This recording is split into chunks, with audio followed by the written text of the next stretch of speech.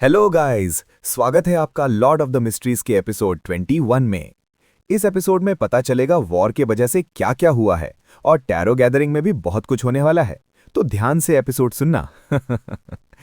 चलो अब ईयरफोन लगा लो और एंजॉय करो ये एपिसोड। चैप्टर 1097 अलग पहेली।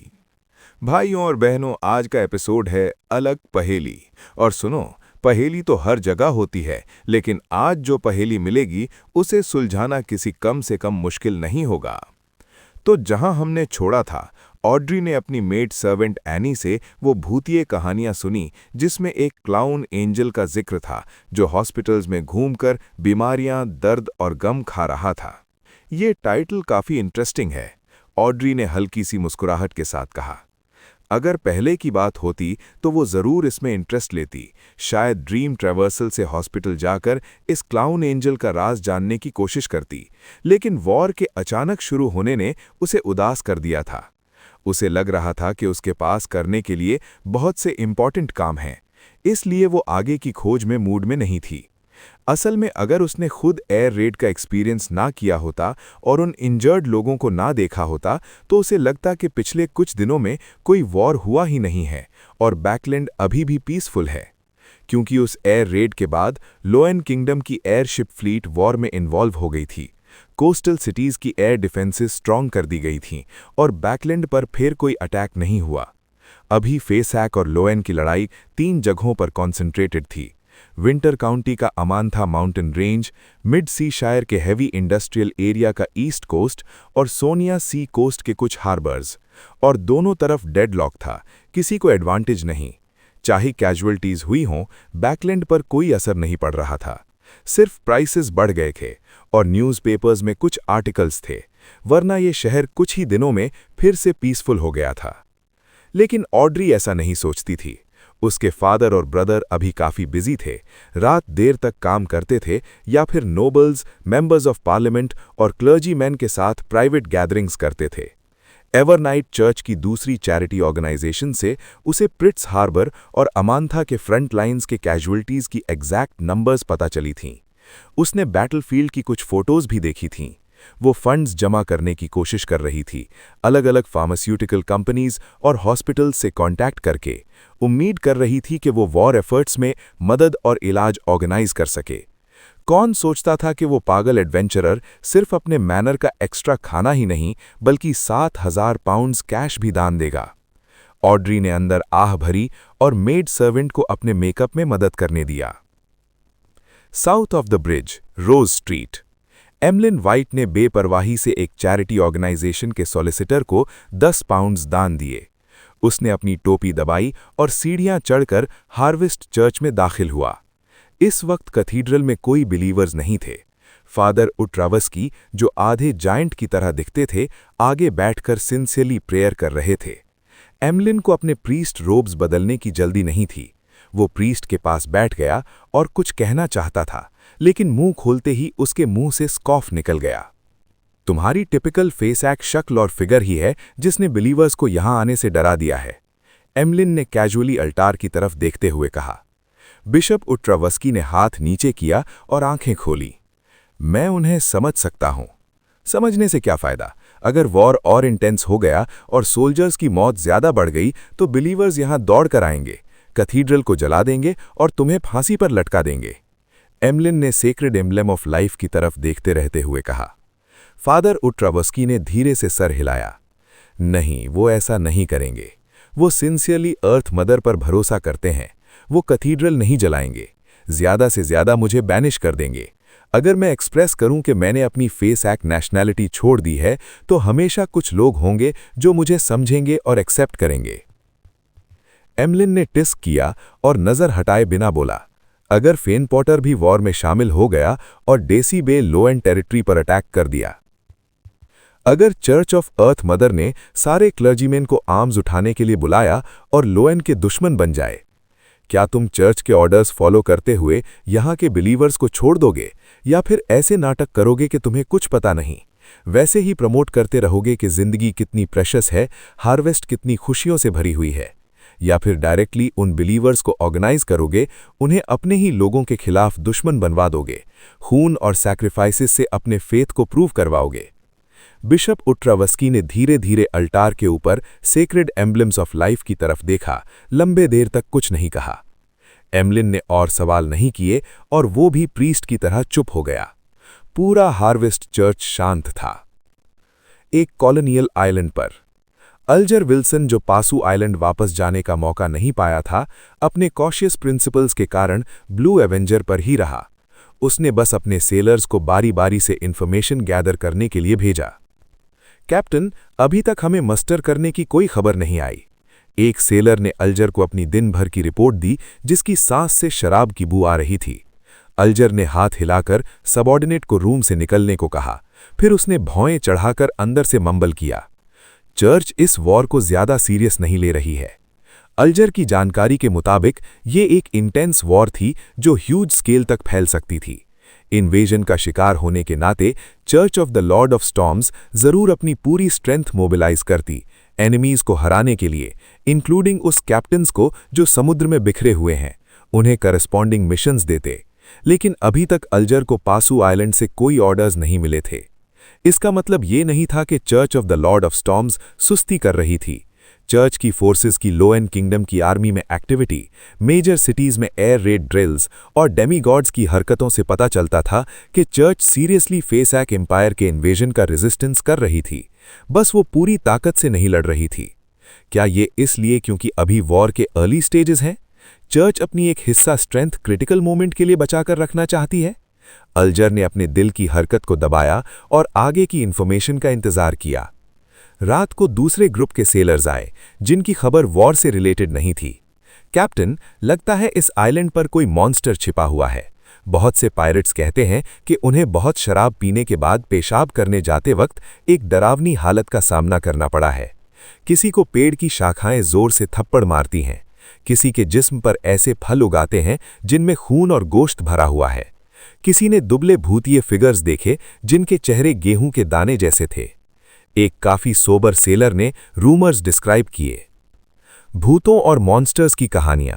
अल्जर को इनके सच होने की जांच करने का इरादा नहीं था। उसने सर हिलाया और स्टर्नली वार्निंग दी, रात को बाहर मत निकलना।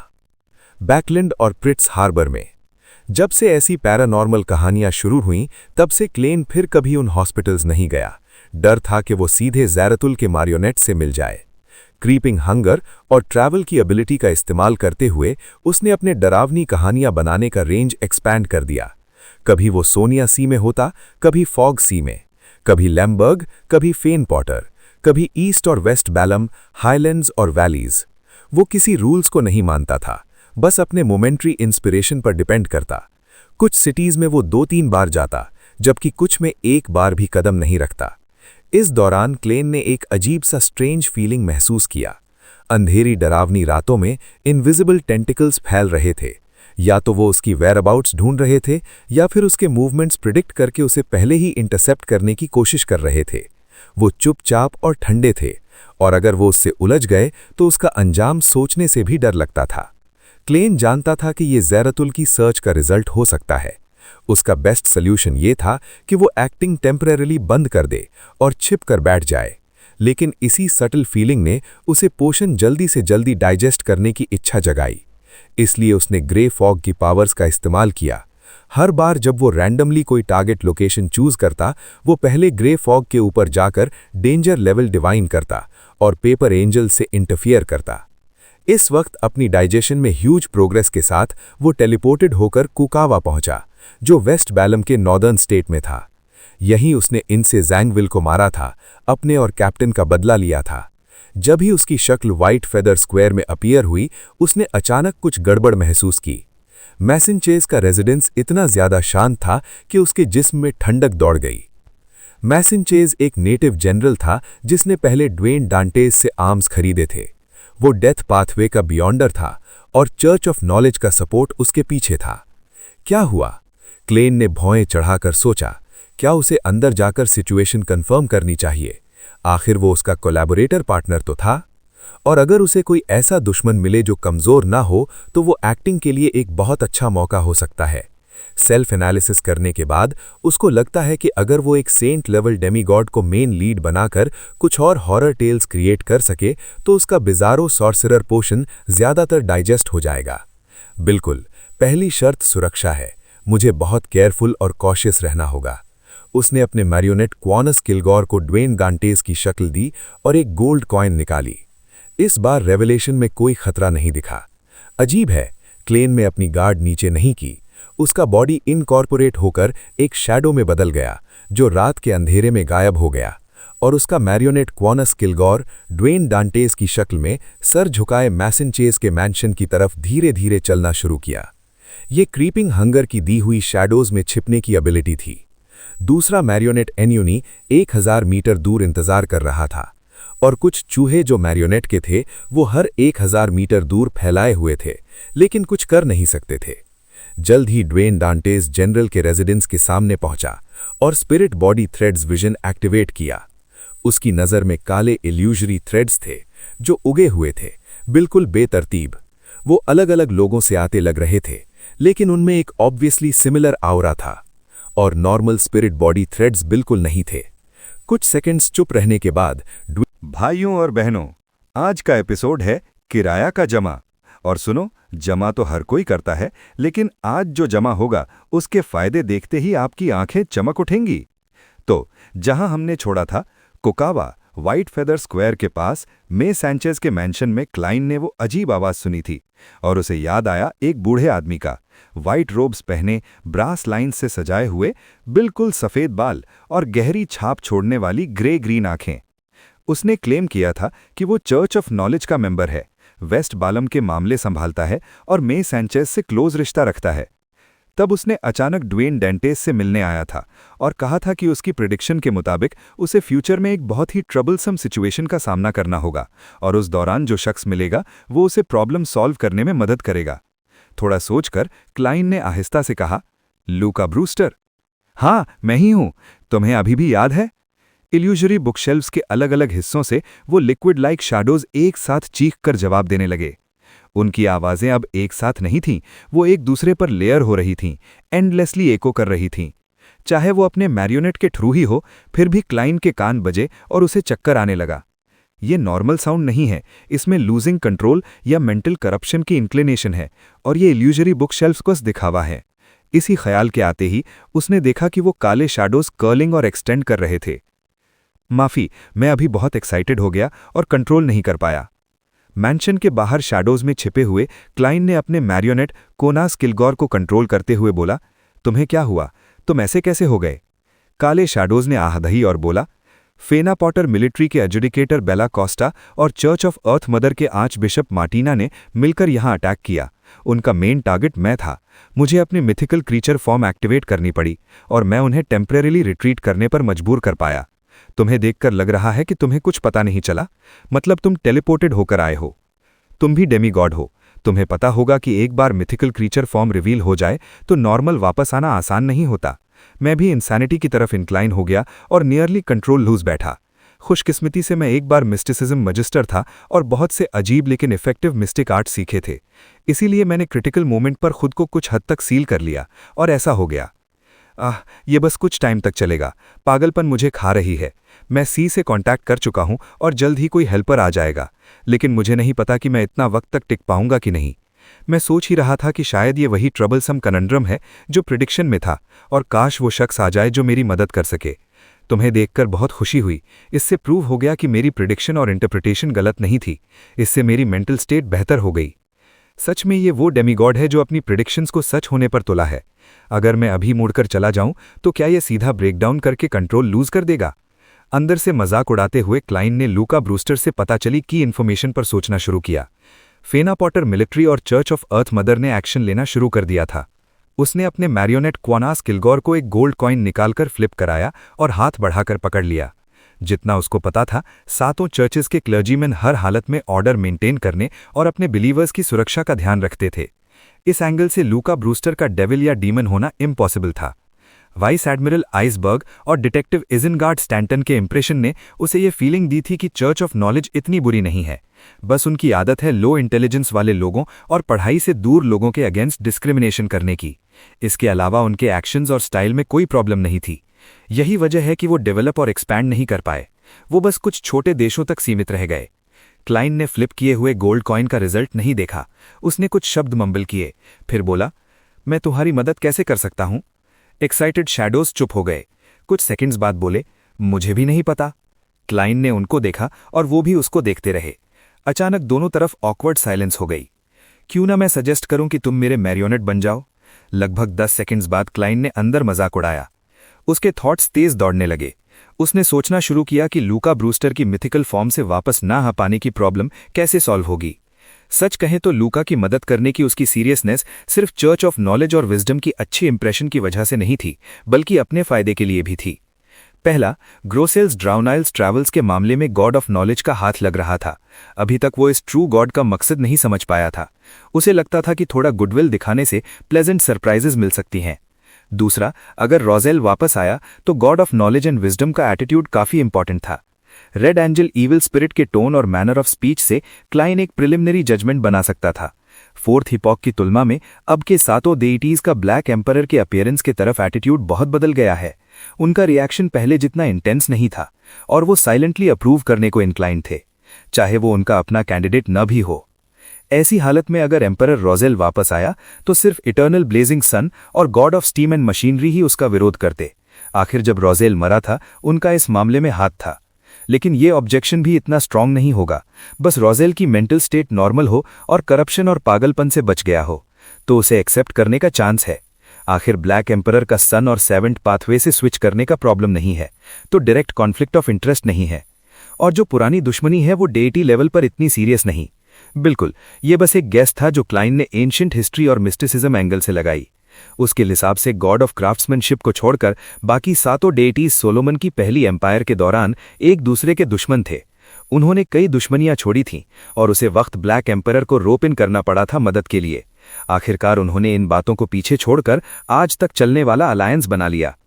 चाहे नेबरिंग पाथवेज के डेइटीज भी एक हद तक पीसफुली कोएग्जिस्ट कर सकते हैं। बस रोजेल सच में रिवाइव हो सके तो ऐसा शख्स जो पूरा मरा नहीं है, उसकी इटर्नल ब्लेजिंग सन और god of steam and machinery से दुश्मनी सॉल्व हो सकती है। बिल्कुल, रोजेल की उसकी समझ के हिसाब से उसका बदला लेना तो वक्त की बात है। बस वो पागल ना हो और एक्सट्रीम ना हो, तो वो सिचुएशन क्लियरली समझता है और जानता है कि क्या करना है और वेट फॉर एन अपॉर्चुनिटी का क्या मतलब है। ऐसी हालत में क्लाइन को लगता है कि जो इटर्नल ब्लेजिंग सन और god of steam and machinery के ऑब्जेक्शन को सप्रेस कर सके और उन्हें साइलेंटली अग्री करवा सके, वो जरूर लॉर्ड ऑफ स्टॉर्म्स और god of knowledge and wisdom होंगे, क्योंकि वो और इटर्नल ब्लेजिंग सन ऐसे बियॉन्ड पाथवेज पर हैं जो इंटरचेंज हो सकते हैं। बस डर है कि कॉस्मोस से आने वाली करप्शन इतनी आसानी से सॉल्व नहीं होगी। रिवाइव्ड रोजेल पूरा ईविल गॉड बन सकता है, लेकिन ऐसे मामले एक स्टेप कर ही किए जा सकते हैं। बस सिचुएशन समझकर ही फाइनल मोमेंट पर बटन दबाने का डिसीजन लिया जा सकता है। इंसान कम चांसेस वाली चिंताओं से रुक नहीं सकता, वरना कुछ भी नहीं हो सकता। एक घूंट पानी पीने से भी ईविल गॉड डिसेंड कर सकता है। वैसे ही अलग अलग पार्टीज का रोजेल के वापस आने पर क्या रिएक्शन होगा और कितना इंटेंस होगा, इसके लिए मुझे और वेट करना होगा, ऑब्जर्वेशंस करनी होंगी, तब जाकर सबसे ज्यादा एक्सेप्टेबल सोल्यूशन मिलेगा। अभी के लिए क्रिटिकल मोमेंट पर रिचुअल को डैमेज करना ही हाईएस्ट चांस ऑफ सक्सेस है। थॉट्स दौड़ाते हुए क्लाइन ने काले शैडोज की तरफ देखा और आहिस्ता से पूछा, तुम कितना वक्त तक टिक पाओगे? लूका ब्रूस्टर ने अपनी कंडीशन ऑब्जर्व की और बोला, 7 मिनट। मैंने सोचा था तुम कहोगे 7, 6, 5, 4, 3, 2। मजाक उड़ाते हुए क्लाइन ने कहा, मैं तुम्हारे लिए एक साइकेट्रिस्ट लाता हूं। ये कहकर वो शैडोज से मे सैंचेस के रेजिडेंस से कुछ 100 मीटर्स दूर हट गया।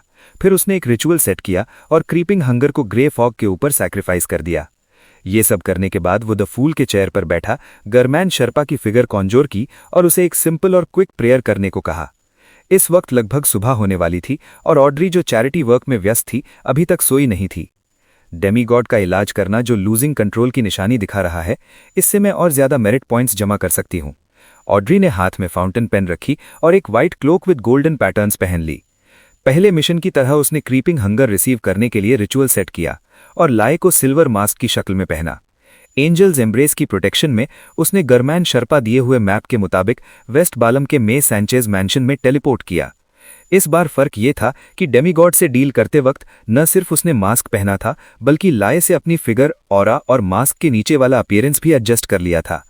फिर उसने मिस्टर वर्ल्ड को ड्वेन डैंटेज की शक्ल में देखा। वो डेमीगॉड ब्लैक लिक्विड के पूल्स में ब्रेकडाउन हो गया है। उसके body of heart and mind से डायरेक्टली कम्युनिकेट करने से बचना, इससे तुम्हें उसकी लूजिंग कंट्रोल की इंक्लिनेशन इन्फेक्ट कर सकती है। अगर तुम उसे ट्रीट नहीं कर पाओ तो मैं तुम्हें एक बियॉन्डर कैरेक्टरिस्टिक दे सकता हूं। क्लाइन ने मिस जस्टिस को स्पेशली वार्निंग दी।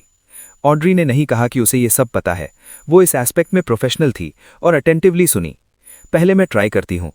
उसने अपने जिस्म पर डाला हुआ क्लोक खींचा और कुछ कदम आगे बढ़ी। इल्यूजरी बुकशेल्व्स और काले लिक्विड के पूल्स पर नजर डाली। खुशकिस्मती से वो सच में कंट्रोल लूज नहीं किया है। कुछ सेकंड्स एग्जामिन करने के बाद ऑड्री ने आहिस्ता से कहा। उसकी शांत और पावरफुल आवाज के साथ एक इनविजिबल प्लेकेट की हवा छलने लगी। काले लिक्विड के पूल्स की कर्लिंग और स्ट्रेचिंग की फ्रीक्वेंसी कम होने लगी। एंग्जाइटी का एहसास कम हुआ। ऑड्री ने प्लेकेट कुछ और बार इस्तेमाल किया। जब लूका ब्रूस्टर की मेंटल स्टेट बिल्कुल स्टेबल हो गई और उसमें कोऑपरेट करने की एबिलिटी आ गई, तभी उसने उसे अपना माइंड ओपन करने को कहा ताकि ट्रीटमेंट हो सके। और उसने इस मौके का फायदा उठाकर डेमीगॉड के body of heart and mind का दरवाजा खोला। उसने प्लेकेट पर इस्तेमाल प्योरिफिकेशन प्रोसेस के दौरान मल्टीपल ट्रीटमेंट्स में बांटा। उसने साइकोलॉजिकल क्यूज लगाए, लूका ब्रूस्टर को यह मानने पर मजबूर किया कि सब ठीक है, जिससे वो आसानी से अपनी मिथिकल फॉर्म कन्वर्ज करके इंसान की शक्ल में वापस आ सके। प्रोसेस को बांटने की वजह यह थी कि अगर ऑड्री पर करप्शन या नेगेटिव इफेक्ट्स का थोड़ा सा भी असर होता तो वो तुरंत रिट्रीट करके अपनी मेंटल प्रॉब्लम्स पहले सॉल्व करती। आखिरकार उसने ट्रीटमेंट और क्यूज पूरे किए और कुछ कदम पीछे हट गई। योर एक्सेलेंसी, अब आप अपनी मिथिकल फॉर्म हटा सकते हैं। उसके कहते ही हॉल के इल्यूजरी बुकशेल्व्स गायब हो गए। काले लिक्विड के पूल्स एक जगह इकट्ठे होकर इंसान की शक्ल में बदलने लगे। काला रंग जल्दी से फेड हो गया और लूका ब्रूस्टर की असली शक्ल वापस आ गई। उसने आह भरी और मुस्कुराकर कहा, बहुत बहुत शुक्रिया। जब मैंने देखा कि एक सीक्वेंस 5 स्पेक्टेटर आ रही है तो मैंने सोचा कि मैं उसके दूसरे पाथवे में स्विच करने की मेन इंग्रेडिएंट बन जाऊंगा। इस बूढ़े की बातें इतनी डायरेक्ट हैं, मुझे तो पता ही नहीं कैसे जवाब दूं। क्लाइन ने सिर घुमाकर जस्टिस ऑड्री की तरफ देखा। उसने देखा कि उसकी आंखें किसी चीज पर टाइटली बंद थीं। क्लाइन ने मुंह खोला और लूका ब्रूस्टर को जवाब दिया, चिंता मत कीजिए, अभी आपको सबसे ज्यादा जरूरत है एक सेट का। भाइयों और बहनों, आज का एपिसोड है 1368 और सुनो, ये सिर्फ एक नंबर नहीं है, ये एक ऐसी तारीख है जिसके बारे में जानकर आपकी नींद उड़ जाएगी। तो जहां हमने छोड़ा था, लूका ब्रूस्टर ने अपने आप को देखा और जल्दी से अपने राइट हाथ से पास की कोई चीज पकड़ने की कोशिश की। फिर उसकी ग्रेश ग्रीन आंखें डार्क हो गईं। सीढ़ियों में मिक्स्ड गोल्ड अचानक बाहर आया और हवा में मिलकर एक पतली सी आर्मर बना दी जो लूका ब्रूस्टर के जिस्म पर चढ़ गई। लूका ने अपने हाथ फैलाए और फीडबैक लेते हुए एक्सप्लेन किया, स्टियानोज गोल्डन आर्मर आर्ट। इसकी डिफेंसिव कैपेबिलिटीज सीक्वेंस 5 गार्डियन के बराबर हैं। स्टियानो? क्लाइन ने कैजुअली पूछा। लूका ने ऐसे अंदाज में जवाब दिया जैसे वो कोई फेमस हिस्टोरिकल फिगर इंट्रोड्यूस कर रहा हो। मोजेस एसेटिक ऑर्डर के सबसे पहले फाउंडर्स में से एक। सुना है कि एम्परर रोजेल ने इस गोल्डन आर्मर आर्ट को मॉडिफाई किया था। पता नहीं आखिरकार उसका क्या इफेक्ट निकला। मैं रफली इमेजिन कर सकता हूं, शायद इस गोल्डन आर्मर की 12 अलग अलग स्टाइल्स हैं। अंदर मंबल करते हुए क्लाइन ने टॉपिक बदलकर असली मुद्दे पर लाया। क्या फेने पॉटर और church of earth mother official war में शामिल हो जाएंगे? जब लूका स्टियानोस गोल्डन आर्मर के बारे में बता रहा था, ऑड्री ने आंखें खोली और कंट्रोल में सर घुमाकर चमकते हुए डेमीगॉड की तरफ देखा। लूका ने आह भरी और बोला, चाहे वो पहले क्या सोचते थे, आज रात ऑफिशियली वॉर में शामिल हो जाएंगे। बिल्कुल, वो अभी के लिए लोएन पर टारगेट नहीं करेंगे। ज्यादा चांस है कि वो लेनबर्ग, मेसन या सेगर में से किसी पर अटैक करेंगे, ताकि बैटल फ्रंट एक्सटेंड ना हो और ज्यादा दुश्मन ना बना ले, जिससे उनकी स्ट्रेंथ कॉन्सेंट्रेट नहीं रहेगी। ऊपर से चर्च ऑफ अर्थ मदर ज्यादा स्ट्रेंथ लगाने को तैयार नहीं होगी। आ भरने के बाद चर्च ऑफ नॉलेज के इस डेमीगॉड ने सिल्वर मास्ट ऑड्री से अर्नेस्टली पूछा, तुम्हारी कंसल्टेशन फीस में क्या दूं? ऑड्री ने अपने साथ खड़े मिस्टर वर्ल्ड की तरफ देखा। उन्होंने पहले ही दे दी है। लूका ब्रूस्टर ने तुरंत नजर ड्वेन डांटेस की तरफ घुमाई। क्लाइन ने थोड़ा सोचकर कहा, मुझे कुछ सवाल पूछने दो, प्लीज बोलिए। इस वक्त लूका बिल्कुल डेमीगॉड नहीं लग रहा था। वो ज्यादा एक प्रोफेसर लग रहा था जो क्लास में अपने स्टूडेंट के सवालों का जवाब देने का इंतजार कर रहा हो। बिल्कुल, अगर वो गोल्डन आर्मर उतारकर 3 पीस सूट पहन ले तो रिजेम्बलेंस परफेक्ट हो जाती। बिना सोचे क्लाइन ने सीधा पूछा, अंडरग्राउंड से आने वाली करप्शन के बारे में तुम्हें क्या पता है? उसके ख्याल में अगर नॉलेजेबल होने के लिए फेमस चर्च ऑफ नॉलेज को इसके बारे में पता है तो वो ज़रूर इतने स्ट्रांग लेवल का होगा कि उसका इफेक्ट सह सके, और अगर ये मिस जस्टिस के सुनने लायक नहीं है तो लूका ज़रूर मेंशन करता। आखिर वो सिर्फ बुकवर्म नहीं था। जब से ग्रॉसेल्स ट्रैवल्स के कलेक्टिव सबकॉन्शियस सी की एक्सप्लोरेशन की बात चली थी, ऑड्री को इस अंडरग्राउंड करप्शन के बारे में थोड़ा समझ था, इसलिए उसे ऐसा नहीं लग रहा था कि वो कुछ समझ ही नहीं पा रही। वो डेमीगॉड के जवाब का इंतजार कर रही थी। लूका ने भवें चढ़ाकर कहा, मुझे ज्यादा पता नहीं, ऐसा लगता है कि बस इसके बारे में जानना ही करप्शन ला सकता है। मैंने एक पुरानी किताब में एक सेंटेंस पढ़ा था, सीक्वेंस जितनी हाई, अंडरग्राउंड के करीब रहना उतना ही खतरनाक है। तो क्या ड्रैगन ऑफ इमेजिनेशन एंक्विल्ट ने वहां एक एक्सट्रीम ट्रॉमा और किसी तरह का डर छोड़ दिया है? ऑड्री ने तुरंत सोचा सिटी ऑफ मिरेकल्स के ब्रॉन्ज डोर में बंद चीज लिवसेड के बारे में। उसने अपने साथ खड़े मिस्टर वर्ल्ड की तरफ देखा, लेकिन उसके चेहरे पर कोई चेंज नहीं देखा। लेकिन क्लाइन ने अपने मैरियोनेट को धीरे से सर हिला दिया ताकि मिस जस्टिस को पता चले कि उसके कनेक्शंस भी बिल्कुल वही हैं जो उसके हैं। इससे ऑड्री को ऐसा लगा जैसे वो वापस पास्ट में पहुंच गई हो, जब वो अभी स्पेक्टेटर पाथवे की लो सीक्वेंस बियॉन्डर थी और मिस्टर वर्ल्ड के एक्सप्रेशंस और एक्शंस से कोई यूजफुल इन्फॉर्मेशन डीकोड नहीं कर पाती थी। सीक्वेंस जितनी हाई, अंडरग्राउंड ऑब्जेक्ट्स का थ्रेट उतना ही ज्यादा। ये तो सेंस नहीं बनता। समझता हुआ कि लूका ज्यादा इन्फॉर्मेशन नहीं दे सकता, क्लाइन ने थोड़ा सोचकर कहा, दूसरा सवाल यह है कि इस वॉर के बारे में तुम्हारी क्या प्रोफेसी है? प्रोफेसी का नाम सुनते ही लूका ब्रूस्टर का चेहरा चमक उठा। ये तो बस शुरुआत है, पीक तक पहुंचने से अभी बहुत दूर है। और ज्यादा नुकसान वॉर से तो है ही, लेकिन वॉर के बाहर भी है। मुझे नहीं पता एग्जैक्टली क्या है। वॉर अभी शुरू हुआ है। ऑड्री का दिल धड़क गया। वॉर से है और वॉर के बाहर भी है। क्या ये अमोन के भाई का अपोथियोसिस रिचुअल है, या ब्लैक एम्परर का एडवांसमेंट, या रॉसल का रिटर्न? गेस करते हुए क्लाइन ने सर हिलाकर तीसरा सवाल उठाया, क्या तुमने अपोकलिप्स की प्रोफेसी के बारे में सुना है? उसे कैसे इंटरप्रेट करते हो? लूका ब्रूस्टर का चेहरा तुरंत सीरियस हो गया। नहीं, ये प्रोफेसी नहीं है। जो भी फ्यूचर प्रेडिक्ट करने की एबिलिटी रखता है, उसे पता है कि अपोकलिप्स जरूर आएगा। गॉड ने अपनी होली बाइबल में कहा है कि अपोकलिप्स 5th ईपॉक के साल 1368 में होगा। बिल्कुल, गॉड ने यह भी कहा है कि एक सेवियर होगा। God of knowledge and wisdom की प्रोफेसी 1368, बस कुछ 10 साल बचे हैं। क्या गॉडेस का गॉड ऑफ कॉम्बैट के साथ अलायंस तोड़कर डेथ पाथवे की यूनिकनेस कंट्रोल करना इस आने वाले अपोकलिप्स से रिलेटेड है? अनजाने में क्लाइन का चेहरा सीरियस हो गया, लेकिन उसने अपने मैरियोनेट के चेहरे पर रिएक्शन नहीं दिखाया। 10 साल में अपोकलिप्स? ऑड्री ने डेमीगॉड के शब्द गूंजते हुए हैरानी में सोचा। सच कहें तो उसे लग रहा था कि ये नकली है, जैसे वो लोग जो खुद को मिस्टिसिज्म एक्सपर्ट्स बताते हैं और रिलीजियस चीट्स होते हैं, लोगों को धोखे में डालकर पैसे कमाते हैं। चाहे उसे लगता था कि एक लार्ज स्केल वॉर हो सकता है, लेकिन उसे कभी नहीं लगा कि ये दुनिया खत्म होने के इतने करीब हैं। ये ऑलमोस्ट सारे ऑर्डिनरी लोगों और बियॉन्डर्स की समझ थी। 1368 क्यों? क्लाइन से पूछे बिना नहीं रहा गया।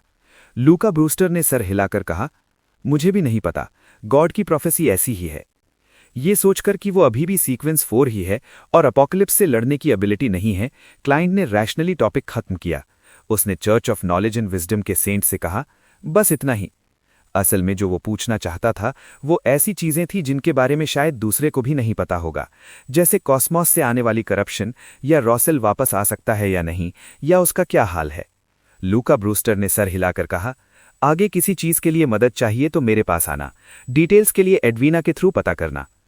उसे याद था कि ड्वेन डांटेस का मे सैंचेस से firearms transaction Edwina Edwards के थ्रू हुआ था। Edwina, vice admiral Iceberg? Audrey थोड़ी देर के लिए हैरान हुई, फिर समझ गई। उसने क्यूरियोसिटी से मिस्टर वर्ल्ड की तरफ देखा। उसे याद आया कि उसने पहले एक न्यूज़पेपर आर्टिकल पढ़ा था, गर्मन स्पैरो और 3 फीमेल पायरेट एडमिरल्स की स्टोरी। ठीक है, क्लाइन को कभी भी हेल्पर्स के ज्यादा होने की चिंता नहीं थी। जब उसने जस्टिस ऑड्री की तरफ सर हिलाया, लूका ब्रूस्टर की शक्ल तेजी से ट्रांसपेरेंट होने लगी, जैसे वो स्पिरिट वर्ल्ड में मिल गई हो। फिर वो गायब हो गया। जहां वो खड़ा था और फिर हॉल जहां अब कोई गोल्ड नहीं बचा था, उसकी तरफ देखकर क्लाइन ने अंदर एक टर्स रिमार्क की और 2 सेकंड के लिए चुप हो गया। फिर उसने अपने मैरियोनेट से जस्टिस ऑड्री की तरफ देखा। मैंने सोचा था कि थोड़ा ज्यादा ट्रबलसम होगा। उस सेंट ने टाइम पर खुद को बचा लिया था और उसने मुझ पर भरोसा किया, जिससे मैं साइकोलॉजिकल क्यू लगा पाई। ऑड्री ने हल्की सी मुस्कुराहट के साथ जवाब दिया, अपने आप को सिंसियर और हम्बल दिखाने की कोशिश की। ड्वेन डॉन्टेस ने सर हिलाकर कहा, ये मदद का हिसाब रखा जाएगा, जल्दी से वापस चले जाओ, यहाँ बहुत खतरा है। एक डेमीगॉड को नियरली कंट्रोल लूज करते देखकर ऑड्री को मिस्टर वर्ल्ड की वार्निंग पर कोई शक नहीं था। उसने तुरंत क्रीपिंग हंगर का इस्तेमाल किया और स्पिरिट वर्ल्ड से टेलीपोर्ट करके नॉर्थ कॉन्टिनेंट वापस आ गई। जब उसने ह्यूमन स्किन ग्लव मिस्टर फूल को सैक्रिफाइस कर दी और बाकी मामले सेटल किए, तब अर्ल हॉल और उसके एल्डेस्ट सन हिब्बर्ट घर वापस आए। ऑड्री बाहर जाकर अपने फादर से मिलने ही वाली थी कि उसने सुना कि उसकी माँ लेडी कैटलिन हॉल में पूछ रही हैं, फिर कुछ हुआ है क्या? आज तो शेड्यूल से काफी देर से आए हो। अर्ल हॉल ने आह भरी और बोला, फेने पॉटर ने लेनबर्ग पर इन्वेजन कर दिया है, सेंट सैमुअल कैथीड्रल के सामने। Extra extra, Feynapotter invades Lenburg. Leonard, जिसने पेयर ऑफ रेड ग्लव्स पहने हुए थे, कैरेज से उतरा। कैथीड्रल में दाखिल होने से पहले ही उसने पेपर बॉय को न्यूज़पेपर हिलाते हुए स्ट्रीट्स और स्क्वायर पर तेजी से दौड़ते देखा। उसने पेपर बॉय को रोका, एक पेनी दी और न्यूज़पेपर खरीदी। पलटते हुए उसने धीमी आवाज में कहा, शायद जल्द ही साउथ बैटलफील्ड बन जाएगा। बिल्कुल सही। पल्लेस जोरोस्ट की थोड़ी सी एजेड आवाज लेनर्ड के दिमाग में गूंजी।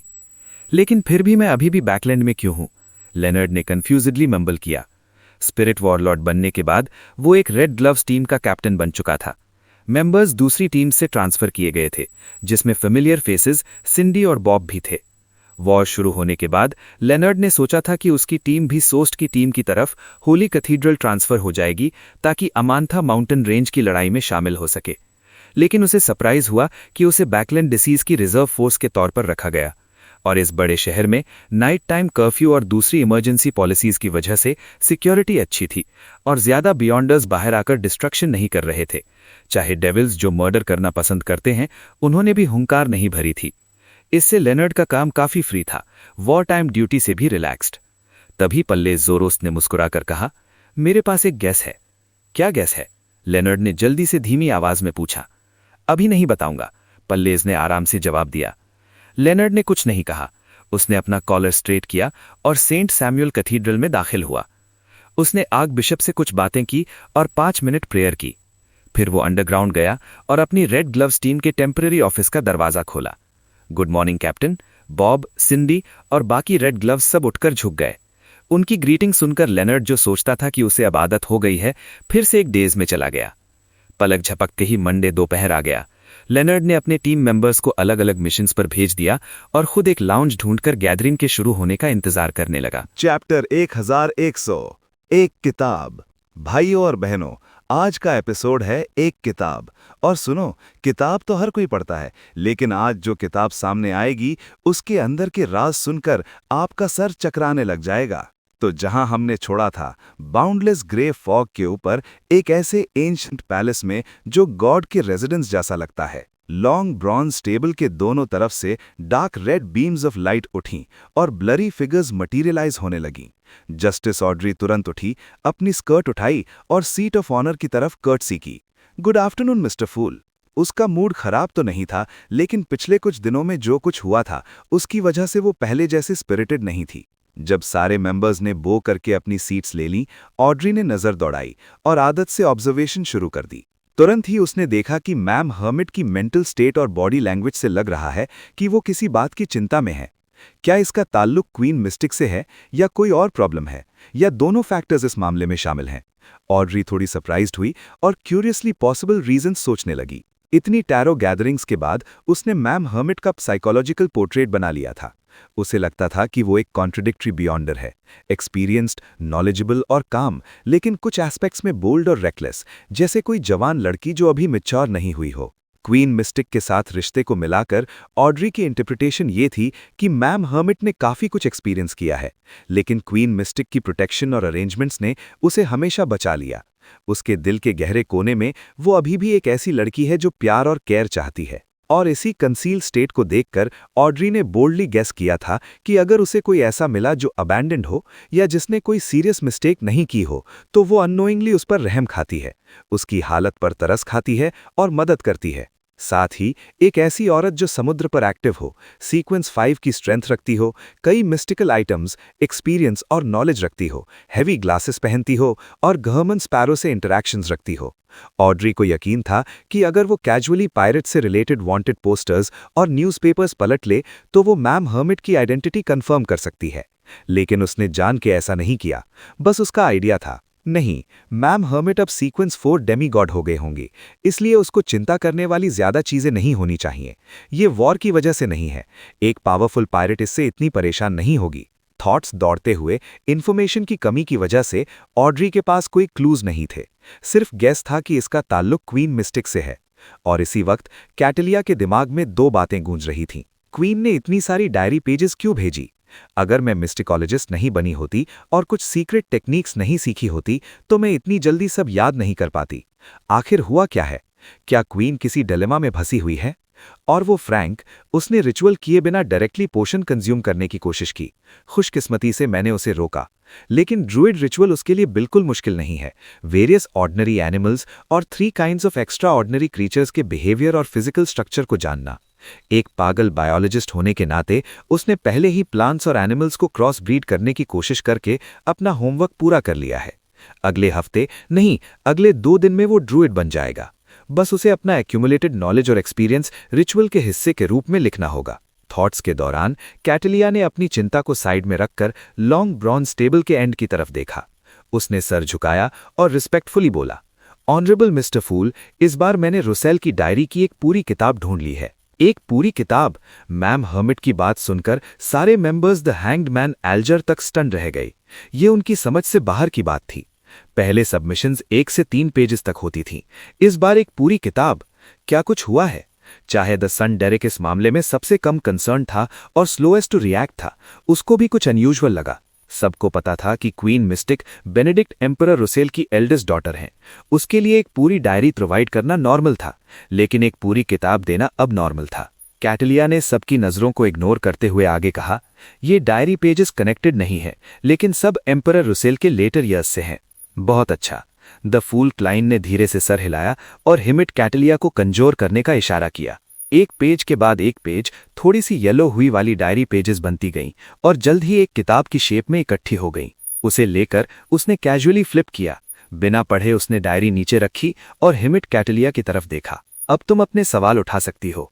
तुम्हारे पहले एक्यूमुलेट किए हुए कॉन्ट्रीब्यूशंस के साथ तुम टोटल 10 सवाल पूछ सकती हो।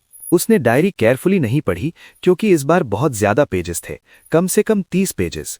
इससे टैरो क्लब के मेंबर्स को काफी देर इंतजार करना पड़ता और मिस्टर फूल की इमेज पर असर पड़ता। इसलिए उसने सोचा कि गैदरिंग खत्म होने के बाद आराम से पढ़ेगा। 10। कैटलिया को तुरंत हेडेक महसूस हुआ क्योंकि क्वीन मिस्टिक ने सिर्फ 2 सवाल उठाने को कहा था।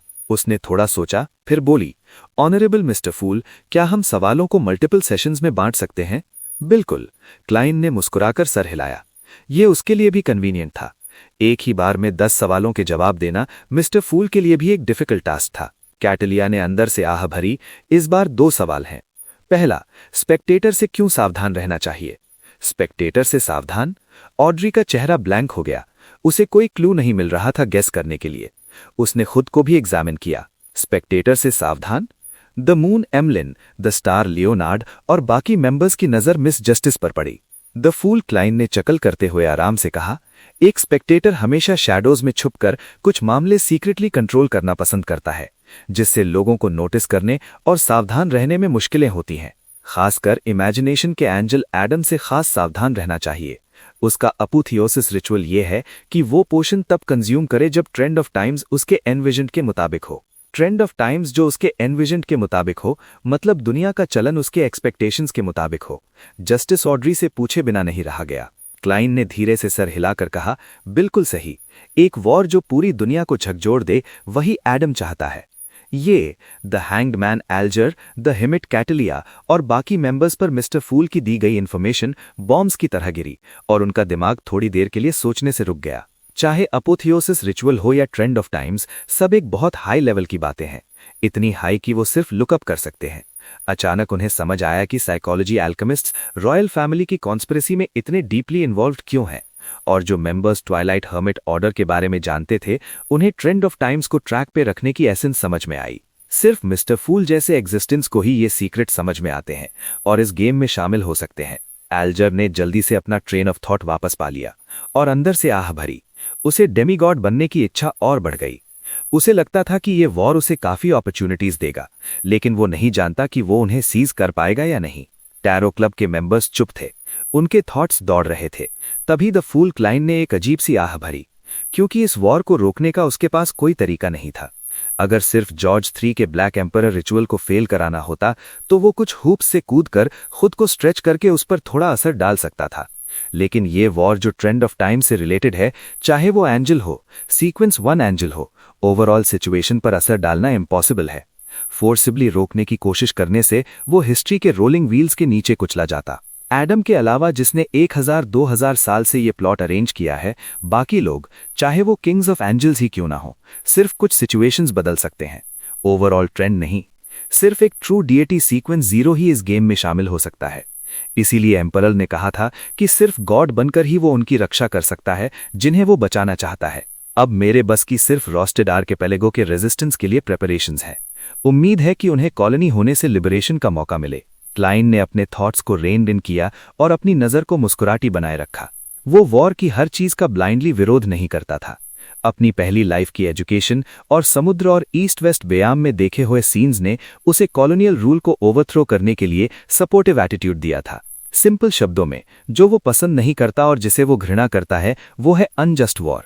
मिस्टर फूल की नज़र महसूस कर द हिमिट कैटेलिया ने अपने कैओटिक थॉट्स को कंट्रोल किया और फिर बोली, दूसरा सवाल, एम्परर रुसेल का जो सीक्रेट मज़ोलियम अभी तक ढूंढा नहीं गया है, वो कहाँ है?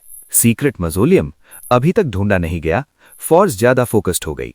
उसे लग रहा था कि ये एक बेस्ट सेलर नॉवल का मटेरियल है, हर तरह के पॉपुलर एलिमेंट्स से भरपूर। वैसे ही ऑड्री और एल्जर इस सवाल से कुछ समझ गए। रुसेल की एल्डेस्ट डॉटर शायद अपने फादर की डेथ एक्सेप्ट नहीं कर पाई है और अभी भी उनके छोड़े हुए ट्रेसेस ढूंढ रही है, एम्परर को रिवाइव करने के क्लूज की उम्मीद में। बिल्कुल, वो पॉसिबिलिटी एलिमिनेट नहीं कर सकते कि सीक्रेट मज़ोलियम में कोई और इंपॉर्टेंट आइटम्स हों। शायद यही क्वीन मिस्टिक का भी गोल हो। रुसेल ने एक सीक्रेट मज़ोलियम भी छोड़ा था, पता नहीं उसके अंदर क्या है। द स्टार, लियोनार्ड और जजमेंट एक्सियो इस बात से ज्यादा कंसर्न थे। द फूल क्लाइन इसके लिए पहले से तैयार था। उसने मुस्कुरा कर कहा, शायद फॉग सी में हो, उस सीक्रेट प्रिमिटिव आइलैंड में जो रुसेल ने डिस्कवर किया था, या फिर अबिस में। अबिस! एमलिन की पलकें अचानक फड़क उठीं। सैंग्वीन की हिस्ट्री में सेकेंड ईपॉक के डेविल्स के हैवक के कई रिकॉर्ड्स हैं। 1000 साल बाद भी जब वो उन मटेरियल्स को पढ़ता तो उसे इम्पेशेंस और कैओस महसूस होता। द सन डेरिक का भी ऐसा ही फीलिंग था, लेकिन उसने ज्यादा नहीं सोचा। कुछ डॉक्यूमेंट्स पढ़ने पर मेंटल स्टेट ओवर एक्सर्ट हो जाती है और उसका असर पड़ता है। सिटी ऑफ सिल्वर में ये कॉमन नॉलेज था, इसीलिए पहले जनरल एजुकेशन और टीचर की सुनी बातें जरूरी थीं। अबिस, ऑड्री, शियो और बाकी ने सबकॉन्शियसली दिल में उस टर्म को दोहराया। उनकी डेली लाइफ में अबिस एक एब्स्ट्रैक्ट एक्सप्रेशन था, डेंजर, पेन, डिकेडेंस और करप्शन का सिनोनिम। उन्होंने कभी सोचा भी नहीं था कि वो सच में कहीं फॉग सी में एग्जिस्ट करता है। दोस्तों, क्या लगता है, क्या एडम का प्लान पूरा होगा? रुसेल का सीक्रेट मज़ोलियम कहाँ है और अबिस में क्या राज छुपे हैं? अगले चैप्टर में और भी गहरी मिस्ट्रीज खुलेंगी। भाई और बहनों, आज का एपिसोड है खास इनाम। और सुनो, इनाम तो हर कोई चाहता है, लेकिन आज जो इनाम मिलेगा उसके लिए तुम्हें अपनी रातों की नींद गंवानी पड़ेगी। Devil, book and scroll. तो जहां हमने छोड़ा था, कैटेलिया को कुछ सेकंड्स लगे वापस आने में। उसने कभी सोचा भी नहीं था कि एम्परर रोजेल का सीक्रेट मॉज़ोलियम अबिस से इन्वॉल्व होगा, लेकिन थोड़ा केयरफुल सोचने पर उसे समझ आया कि उस लेवल की कॉन्फ्लिक्ट में ऐसी चीज का इन्वॉल्व होना सरप्राइजिंग नहीं था। एक पल के लिए उसने उम्मीद की कि क्वीन इस मामले को आगे न बढ़ाएं, लेकिन आखिरकार उसने ये ख्याल दिल के गहरे कोने में दबा दिया। उसे लगता था कि अगर वो खुद होती तो वो भी वही चॉइस करती। अलग अलग ख्याल उसके दिमाग में दौड़ गए। उसने लॉन्ग मॉटल टेबल के एंड की तरफ झुककर कहा, आपके जवाब के लिए शुक्रिया, आज मेरे और सवाल नहीं हैं। द फूल ने धीरे से सर हिला दिया और आसपास देखा। अब शुरू करो। जैसे ही उसने कहा, फॉर्स, जो इस वक्त तक अपना करेज जमा कर रही थी, ने आंखें बंद करते हुए बोला, जैसे उसने मौत की तरफ दौड़ने का फैसला कर लिया हो, मिस्टर वर्ल्ड, मेरे पास आपके लिए एक कमीशन है। द वर्ल्ड गवर्नमेंट स्पैरो की तरफ देखते हुए उसने जल्दी से एक्सप्लेन किया, आपको ज्यादा कुछ नहीं करना, बस मुझे कभी कभी कोई अनजान जगह छोड़ आना और कुछ दिन बाद वापस ले आना। अगर आप बहुत बिजी हैं तो एक खास वक्त पर मुझे ट्रैवलिंग की एबिलिटी कई बार रिकॉर्ड करने के लिए दे सकते हैं। मिस मजिशियन की बात सुनकर क्लाइन के दिमाग में पहला ख्याल आया, मैन वर्सेस वाइल्ड। मेरे पास काफ़ी सूटेबल जगह हैं, जैसे सोनिया सी के ईस्टर्न मोस्ट फ्रंट का battlefield of the gods, spirit world की कॉल्डरॉन सिटी, ग्रोजल्स ट्रैवल्स की city of miracles leaves it. ये जगहें विल्डरनेस से 10, 100, 1000 गुना ज़्यादा खतरनाक हैं। बस डर है कि मिस मजिशियन डेंजर हैंडल नहीं कर पाएगी। क्लाइन ने द वर्ल्ड गवर्नमेंट स्पैरो को तुरंत जवाब नहीं दिया। उसने फेक पर्सन को कंट्रोल किया और उसे मिस मजिशियन की तरफ एक प्रेशरिंग लुक देते हुए देखा। फॉर्स ने साइलेंटली गहरा सांस लिया, अपने इमोशंस को शांत किया और ज़्यादा डिटेल में जोड़ा। बात यह है कि मैं अभी अप्रेंटिस पाथवे की सीक्वेंस 6 स्क्राइब हूं। पोशन डाइजेस्ट करने के लिए अलग अलग बियॉन्डर पावर्स रिकॉर्ड करने के अलावा मुझे अलग अलग जगहों के लोकल कस्टम्स और ट्रेडिशंस भी रिकॉर्ड करने हैं। मैं जल्दी से ट्रैवलर बनना चाहती हूं, तभी वॉर के दौरान ज़्यादातर डेंजर से बच सकूंगी। मिस्टर वर्ल्ड, मैंने सिर्फ एक बार ट्रैवलिंग रिकॉर्ड की है, इसलिए अगर मैं कहीं चली गई तो वापस नहीं आ पाऊंगी। मैं सिर्फ आपकी मदद मांग सकती हूं। पता नहीं आपका इंटरेस्ट है या नहीं और आप क्या पेमेंट लेना चाहेंगे। तो ऐसा है, जस्टिस ऑड्रे को आखिर समझ आया और उसे लग रहा था कि फॉर्स का तरीका सच में अच्छा है, खासकर क्योंकि वो एक बेस्ट सेलिंग नॉवेल ऑथर है। उसका सीनरी और कस्टम्स को रिकॉर्ड करना और उसे एक बुक की शेप में पब्लिश करना उसकी पोशन डाइजेशन रेट को बहुत हेल्प करेगा। ऑड्रे ने साइलेंटली सर हिला दिया और अपनी दोस्त के लिए दिल से खुशी महसूस की, लेकिन एक सीनियर स्पेक्टेटर होने के नाते वो फॉर्स के मिस्टर वर्ल्ड के प्रति हॉरर और फियर को कैसे नहीं महसूस कर सकती थी। वो देखना चाहती थी कि जब ये दोनों फॉर्मली इंटरैक्ट करेंगे तो क्या होगा। ऑड्रे, ये स्टेट ऑफ माइंड अच्छी नहीं है, लेकिन ये एक स्पेक्टेटर का एटीट्यूड है। फॉर्स बिल्कुल एक्सपेक्ट नहीं करेगी कि जो सो कॉल्ड पागल एडवेंचरर है जिससे वो डरती है, सिर्फ एक मास्क है। उसके नीचे एक जेंटल और काइंड हार्ट है। मुझे भी ड्रीम वॉकर पोशन डाइजेस्ट करने की मेहनत करनी चाहिए। मैं हर रात अपने आसपास के लोगों के ख्वाब विजिट करूंगी। ऑड्रे ने अपने एक्सप्रेशन या नज़र में कोई चेंज नहीं दिखाया। उसने स्पेक्टेटर का एटीट्यूड मेंटेन किया। द हैंग्ड मैन एल्गर ने मैसेंजर की बात सुनकर आह भरी, क्योंकि ये अप्रेंटिस भी सीक्वेंस 5 तक पहुंचने की कोशिश कर रही थी, जबकि वो अभी तक उसी लेवल पर अटका हुआ था। द वर्ल्ड और हर्मिट अब सीक्वेंस 4 हैं। Justice, the sun, the moon और द स्टार सब सीक्वेंस 5 हैं। द मजिशियन और न्यूली जॉइंड जजमेंट के अलावा सब मेरी सीक्वेंस के नीचे हैं। थॉट्स चर्न करते हुए एल्गर को एक स्टफल्ड हैवी फीलिंग हुई जो दूर करने में मुश्किल थी। वो चाहता था कि तुरंत एक अपॉर्चुनिटी मिले, कॉन्ट्रीब्यूशंस बनाए और डेमी गॉड कैटेक्लिज्मिक इंटरर बन जाए। उसे हाई पोजीशन और पावर चाहिए थी। वो चाहता था कि लोग उसे एक्नॉलेज करें, रिस्पेक्ट करें और उसके आगे झुकें। वो टैरो क्लब में पीछे नहीं रहना चाहता था। तो ऐसा है, क्लाइन को समझ आया कि मिस मजिशियन क्या सोच रही है। तभी उसे कुछ याद आया। वो था वो आइडेंटिटी जो उसने एक पर्टिकुलर फुल मून के दौरान मिस्टर फूल के सामने मेंशन की थी। एक एक्स सर्जन जो अब नॉवेलिस्ट है। क्या मैं जो डरावनी लेजेंड्स क्रिएट कर रहा हूं उन्हें टेक्स्ट की शेप में फैलाने से मेरी बिजारो सॉर्सरर पोशन डाइजेस्ट करने में मदद मिलेगी? नॉवेल में जो डिस्क्रिप्शन होगी, जो ज़्यादा शॉकिंग, हैरोइंग, टेरिफाइंग और इनकॉम्प्रहेंसिबल होगी, उतना अच्छा इफेक्ट होगा। क्लाइन को अचानक इंस्पिरेशन आया। उसने द वर्ल्ड गवर्नमेंट स्पैरो को कंट्रोल करते हुए कहा, यह कमीशन बहुत सिंपल है, लेकिन जिस पेमेंट की मुझे ज़रूरत है वो बहुत खास है। सुनकर कि मिस्टर वर्ल्ड अग्री करने को इंक्लाइंड है, फॉर्स ने खुशी और एंग्शियसनेस दोनों में पूछा, क्या पेमेंट है? द वर्ल्ड गवर्नमेंट स्पैरो ने थोड़ा सोचा, फिर बोला, बैकलैंड के अलग अलग मेजर हॉस्पिटल्स में पिछले दिनों में जो घोस्ट स्टोरीज हुई हैं, उनकी इन्फॉर्मेशन कलेक्ट करके उन्हें एक छोटी पब्लिकेशन या न्यूज़पेपर में लिखकर पब्लिश करवा दो। नॉवेल की रिक्वायरमेंट यह है कि वो और भी ज़्यादा डरावनी और बिजार हो। बेहतर है कि अगर वो बेस्ट सेलिंग नॉवेल बन जाए। इसलिए उसने सिर्फ बैकलैंड के हॉस्पिटल्स का जिक्र किया, क्योंकि मिस मजिशियन एक लोकल ऑथर है जो मेडिकल सर्कल से रिलेटेड है। अर्बन मिथ्स के बारे में जानकर उन्हें नॉवेल का मटेरियल बनाना बिल्कुल रीजनेबल था और इससे कोई शक नहीं होता।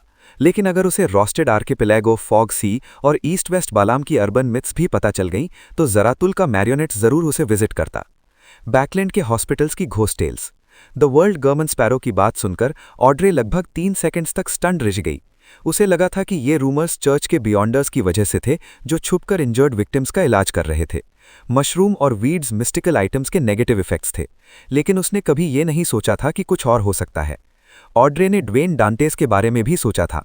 आखिर इस जेंटलमैन ने एयर रेड के विक्टिम्स के बारे में उससे सुना था और वो एक बहुत काइंड जेंटलमैन थे। लेकिन क्लूज और एविडेंस की कमी की वजह से वो मानती थी कि चर्च से रिलेटेड होने के चांसेस ज़्यादा हैं। इस वक्त उसे लगभग पक्का यकीन हो गया कि clown angel mister world government sparrow ही है। चाहे ना हो तो भी उनका गहरा कनेक्शन है। एक मिस्टर वर्ल्ड जो मशरूम और वीड मास्क पहनता है और गवर्नमेंट स्पैरो जो एक पागल एडवेंचरर मास्क पहनता है। वो अच्छा काम करते वक्त ऐसा क्यों करता है? क्या इसकी वजह यह है कि उसे डर पैदा करने की फीलिंग या करस्पॉन्डिंग फीडबैक चाहिए? ऑड्रे ने अंदर से गैस किया। द स्टार लेनर्ड और द हैंगमैन एल्गर को एक को तुरंत याद आया उन स्ट्रेंज अर्बन मिथ्स की जो सेंट सैमुअल कैथेड्रल के नाइट वॉक्स डिस्कस कर रहे थे। दूसरा अपने सबॉर्डिनेट्स की सुनी या इनकाउंटर की हुई हॉरर स्टोरीज के बारे में सोचने लगा। मैंने ऐसी पेमेंट कभी नहीं सुनी। ऐसा नहीं है कि मैं किसी की बायोग्राफी लिख रहा हूं। चाहे अभी वॉर चल रहा है, न्यूज़पेपर्स और नॉवेल्स की सेल्स बढ़ गई है। मेरा पहला एडिटर नई बुक लिखने के लिए प्रेशर कर रहा है। हाँ, मुझे अपनी आइडेंटिटी सीक्रेट रखनी है। मुझे अपने एडिटर को कन्विंस करना होगा कि मैं अपना पेन नेम बदल लूं। एक्सक्यूज़ यह है कि अलग अलग स्टाइल की नॉवेल्स के लिए अलग अलग पेन नेम्स होने चाहिए। फॉर्स ने ज़्यादा नहीं सोचा। थोड़ी देर सोचे उसने अग्री कर लिया। ठीक है, कोई प्रॉब्लम नहीं है। द वर्ल्ड गवर्नमेंट स्पैरम ने चकल करते हुए होर्सली कहा, अगर तुमने अच्छा किया तो मैं तुम्हें एक डेमीगॉड की बियॉन्डर पावर्स रिकॉर्ड करने का मौका दूंगा। कोई प्रॉब्लम नहीं है। फॉर्स ने अपनी यूजुअल लैंग्वेजनेस दूर कर दी और फर्मली जवाब दिया। उसके लिए डेमीगॉड की पावर्स रिकॉर्ड करने से ना सिर्फ अपनी सुरक्षा बढ़ती है, बल्कि पोषण डाइजेस्ट करने में भी इफेक्टिव मदद मिलती है। इससे ऑड्रे, शियो, लेनर्ड और बाकी मेंबर्स ने अंदर से आह भरी। स्क्राइब्स सच में एनविएबल हैं। एक बार डेमीगॉड लेवल एक्सपर्ट बैकर बन गया तो एक स्क्राइब की स्ट्रेंथ एक्सट्रीमली पावरफुल हो जाती है। वो सीक्वेंस 5 से कम नहीं होती, कभी कभी उससे ज्यादा स्ट्रांग भी हो जाती है। अग्रीमेंट होने के बाद सीन थोड़ी देर के लिए शांत हो गया, क्योंकि टारो क्लब के बाकी मेंबर्स के पास अभी कोई रिक्वायरमेंट्स नहीं थी। लेनर्ड अभी स्पिरिट वॉरलॉक बना था और उसने अभी तक एक्टिंग प्रिंसिपल्स कंक्लूड नहीं किए थे। चर्च ऑफ एवरनाइट के थ्रू एडवांस करने की पॉसिबिलिटी अभी भी थी। मिस्टिकल आइटम्स की बात हो तो उसने वर्ड ऑफ द सी खरीद ली थी। अगर कोई स्पेशल सर्कमस्टेंसेस हो तो वो चर्च की सील्ड आर्टिफैक्ट्स यूज करने की रिक्वेस्ट कर सकता है। एमलिन हर रोज सैंग्विन के मून डोमेन की रिसर्च इन्फॉर्मेशन पढ़ रहा था, होपिंग कि वो स्कारलेट स्कॉलर को ज्यादा प्रैक्टिकल बना सके।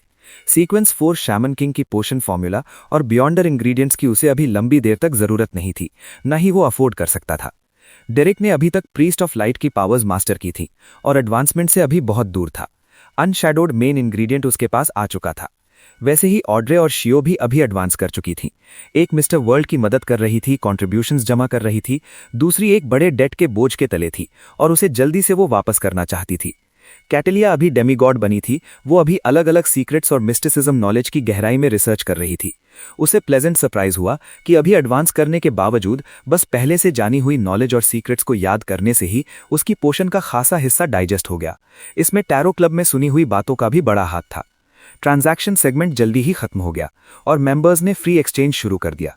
एमलिन ने आसपास देखा और अपनी नज़र लेनर्ड के चेहरे पर जमाई।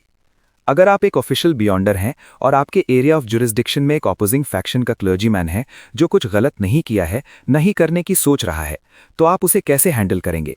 क्योंकि फाइनो पॉटर ने अभी तक लोएन से वॉर शुरू नहीं किया है, लेकिन उन्होंने लोएन की अलाय लेनरबर्ग पर इन्वेजन कर दिया है। इससे हार्वेस्ट चर्च के आसपास रहने वाले बिलीवर्स और सिटीजन्स बिशप उतरावस्की की तरफ अजीब नजरों से देखने लगे थे। लेनर्ड ने केयरफुली सोचकर कहा, प्रोटेक्टिव कस्टडी। भाइयों और बहनों, आज का एपिसोड है शेर पकड़ने के लिए बाखरी। और सुनो, बाखरी तो आम है, लेकिन उससे शेर पकड़ना एक अलग ही हुनर है। Tiger, wolf. तो जहां हमने छोड़ा था, लेनर्ड ने एमलिन के सवाल का जवाब प्रोटेक्टिव कस्टडी दिया था। प्रोटेक्टिव कस्टडी काफी विटी जवाब है। नया नया रेड ग्लव्स टीम कैप्टन बना है ना। द फूल क्लाइन अंदर से हंस पड़ा। उसे पता था कि एमलिन किसकी बात कर रहा है, और उसे बिशप उतरावस्की के बारे में भी कुछ पता था, जो खुद को प्रीस्ट कहलवाना पसंद करते थे। उसे बिल्कुल भरोसा नहीं था एमलिन वाइट के उस क्लेम पर कि उसने कुछ गलत नहीं किया और ना ही करने की सोच रहा है, क्योंकि एक डेटी के ब्लेसेड या जीलेट के लिए गलत की समझ नॉर्मल इंसान से अलग हो सकती है। बिल्कुल, क्लाइन को फादर उतरावस्की के जिंदगी प्रेशियस है और खुशी से भरपूर हार्वेस्ट पर विश्वास पर शक नहीं था। लेकिन प्रॉब्लम ये थी कि चर्च ऑफ अर्थ मदर ये भी सिखाती है कि जिंदगी प्लांट्स की तरह है, जो आखिरकार मुरझाकर अर्थ मदर की गोद में वापस चली जाती है और अगली साल आने पर फिर से उगाती है। एक qualified bishop of the church of earth mother मौत को आम इंसान की तरह नहीं देखेगा। कुछ भी हो, फादर उतरावस्की को कंट्रोल करना होगा।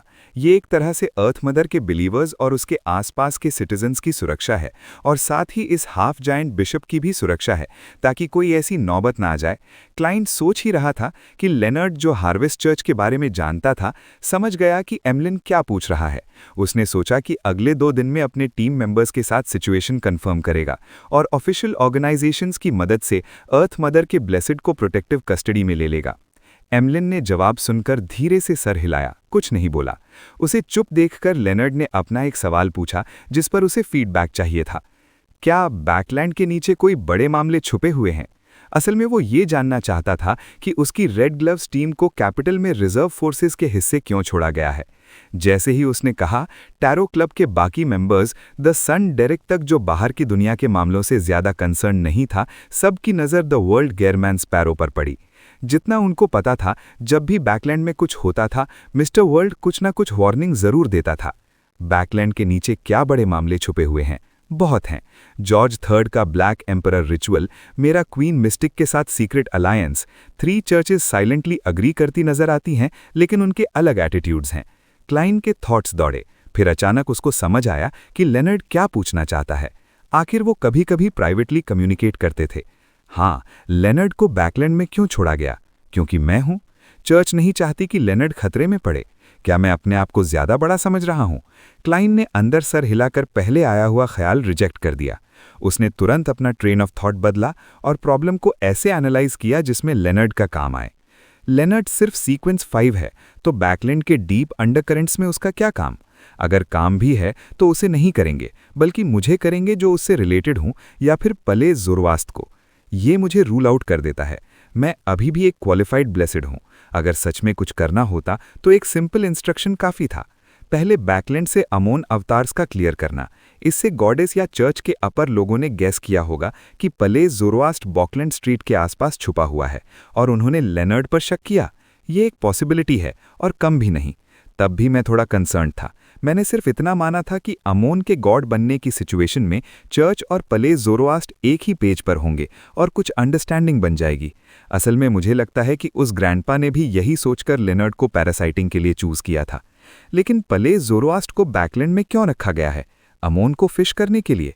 किंग्स ऑफ एंजल्स में भी अमोन टॉप रैंकर्स में से है। गॉडेस के लिए डिवाइन डिसेंट करना ऑलमोस्ट इम्पॉसिबल है। चर्च के एंजल्स, ग्रेड 0 सील्ड आर्टिफैक्ट्स और पले ज़ोरोआस्ट के साथ अमोन को एक्सपेल करना मुश्किल नहीं है, लेकिन उसे मारना ऑलमोस्ट इम्पॉसिबल है, जब तक कि वो अपना एक्चुअल बॉडी लेकर ना आ जाए। और अगर ऐसा है तो इतनी अरेंजमेंट्स करने की ज़रूरत नहीं है। क्लाइन के थॉट्स तेज़ी से डेवलप हुए और जल्दी ही उसके पास एक नया आइडिया आया। अमोन को फिश करने का मकसद उसे डील करना नहीं है, बल्कि बैकलैंड में मौजूद ज़ारातुल को होल्ड बैक करना है। सिमिलर पाथवेज हाई लेवल्स पर इंटरचेंज हो सकते हैं। चाहे कोई सीक्वेंस 0 ट्रू गॉड बन जाए, वो नेबरिंग पाथवेज की यूनिकनेस और सीक्वेंस 1 बियॉन्ड अ कैरेक्टरिस्टिक्स के लिए स्ट्रॉन्ग डिजायर रखता है। इस पॉइंट पर एवरनाइट गॉडेस का प्लान एक्सीलेंट एविडेंस है। क्या गॉडेस बैकलैंड को एक पॉटपुरी मेस बनाकर सबको वाइप आउट करना चाहती है? क्लाइन ने द वर्ल्ड गेयरमैन स्पैरो को कुछ सेकंड्स हेजिटेट कराया, फिर बोला, सीक्रेट ऑर्डर का लीडर, एक सीक्वेंस 1 एंजल और एम्परर रोजल का पुराना दोस्त ज़ारातुल अभी बैकलैंड में छुपा हुआ है। टैरो क्लब के मेंबर्स को कंफ्यूज्ड देखकर द वर्ल्ड ने हॉर्स आवाज में जोड़ा, बियॉन्डर कैरेक्टरिस्टिक्स कंजर्वेशन का जो लॉ हम ऑफन रिफर करते हैं, वो अक्सर नेबरिंग पाथवेज के बियॉन्डर कैरेक्टरिस्टिक्स के कंजर्वेशन की बात करता है। मतलब सिमिलर पाथवेज भी बियॉन्डर कैरेक्टरिस्टिक्स के कन्वर्जेंस के लॉ को फॉलो करती हैं। लेनर्ड तुरंत डीप थॉट में चला गया। कुछ सेकंड्स बाद उसने सोचे समझे कहा, क्या मरॉडर और सीयर पाथवेज नेबरिंग पाथवेज हैं? हाँ, अप्रेंटिस पाथवे भी एक नेबरिंग पाथवे है। द वर्ल्ड ने फ्रैंकली जवाब दिया। उनकी बात सुनकर फॉर्स ने पहले बियॉन्डर कैरेक्टरिस्टिक्स के कन्वर्जेंस के लॉ को अपनी टीचर डोरियन ग्रे एब्राहम के सिखाए हुए बियॉन्डर कैरेक्टरिस्टिक्स के अट्रैक्शन से जोड़ा, और फिर उसे सेंट ऑफ सीक्रेट्स याद आया, जो अट्रैक्ट हो गया था। फिर उसने एक सवाल सोचना शुरू किया, अगर सच में द वर्ल्ड के कहने के मुताबिक नेबरिंग पाथवेज की बियॉन्डर कैरेक्टरिस्टिक्स एक दूसरे को अट्रैक्ट करती हैं, तो क्या उस वक्त भी ज़ारातुल की अटेंशन अट्रैक्ट की थी? आखिर वो बैकलैंड में है। अचानक फॉर्स को वो रेवन याद आया, जो बोटिस की पीठ की तरफ देख रहा था। फॉर्स ने जल्दी से हाथ उठाया, इशारा किया कि उसे कुछ कहना है। सबकी नज़र अपनी तरफ देखकर उसने जल्दी से कहा, मेरा टीचर एब्राहम फैमिली का है, उसके पास एक रादर इंपॉर्टेंट सील्ड आर्टिफैक्ट है। जब तक पहला हिस्सा सबको पता था, फॉर्स ने कुछ छुपाने की कोशिश नहीं की। दूसरे हिस्से में उसने थोड़ा मॉडिफिकेशन किया। रादर इंपॉर्टेंट कहना बहुत इंपॉर्टेंट था। किसी ने कोई सवाल नहीं उठाया, तो फॉर्स ने आगे कहा, इस वजह से उसे कभी कभी अप्रेंटिस पाथवे के हाई सीक्वेंस बियॉन्डर्स से मुलाकात होती है। पहले जब वो बैकलैंड आया था तो ऑरोरा ऑर्डर का सेंट ऑफ सीक्रेट्स बोटिस उसके आसपास अपीयर हुआ था, और मैंने देखा था कि एक रेवन उस डायरेक्शन में देख रहा था जिधर बोटिस जा रहा था। रेवन। फॉगी टाउन की डिटेल्स क्लाइंट के दिमाग में ताज़ा हो गईं। पिच ब्लैक कैथीड्रल के टॉप पर रेवंस उड़ रहे थे, जैसे वो कोई मेमोरियल या गम मना रहे हों, और ज़ारातुल का अवतार कैथीड्रल के अंदर छुपा हुआ था।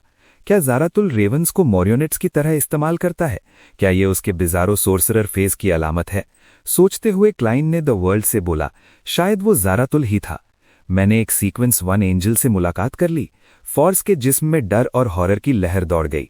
फिर उसे याद आया कि कैसे उसने और शियो ने एडम के बारे में बात की थी और इस वजह से शायद टारगेट हो गई थी। कुछ वजह से उसे ऐसा इल्यूजन हुआ कि वो एक नॉवल की प्रोटैगनिस्ट बन गई है।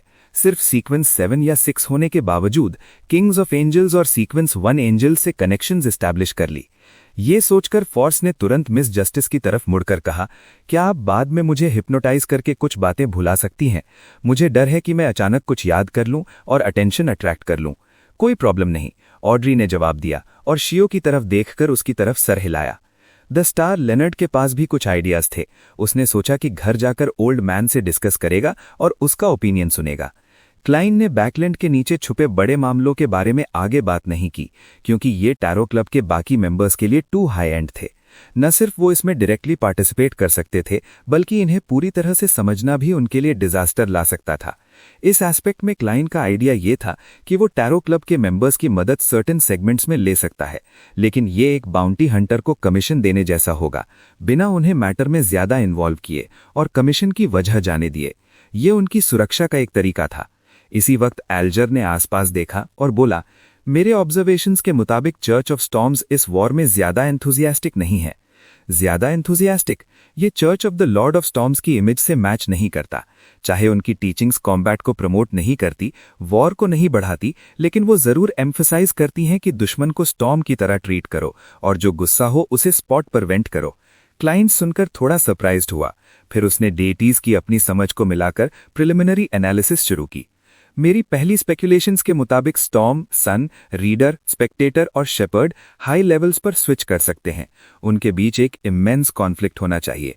और लॉर्ड ऑफ स्टॉर्म्स वो पहले का विंड एंजल हैं। उन्होंने एडम के father ancient sun god city of silver creator को खाया है। चाहे वो जॉर्ज थर्ड को ब्लैक एम्परर बनने की साइलेंटली इजाजत दे चुके हों, लेकिन उसे एडम को फ्लड ऑफ द टाइम्स का फायदा उठाकर डिविनिटी तक पहुंचने देना इम्पॉसिबल है। इसलिए church of the Lord of storms नहीं चाहती कि वॉर का स्कोप बढ़े और वो वर्ल्ड वॉर बन जाए।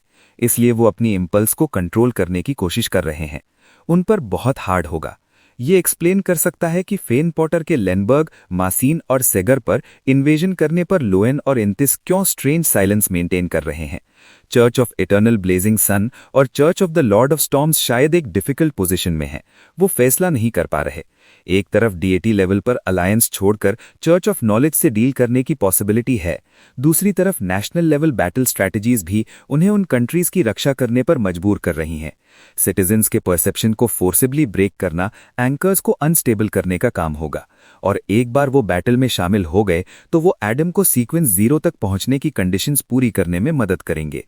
क्लाइंट ने जानबूझकर द वर्ल्ड को चुप कराया, फिर द हैंग्ड मैन की इंटेलिजेंस का जवाब दिया। अभी के लिए ये इनएविटेबल है। दोस्तों, क्या लगता है, क्या चर्च ऑफ स्टॉर्म्स सच में कंट्रोल कर पाएगी?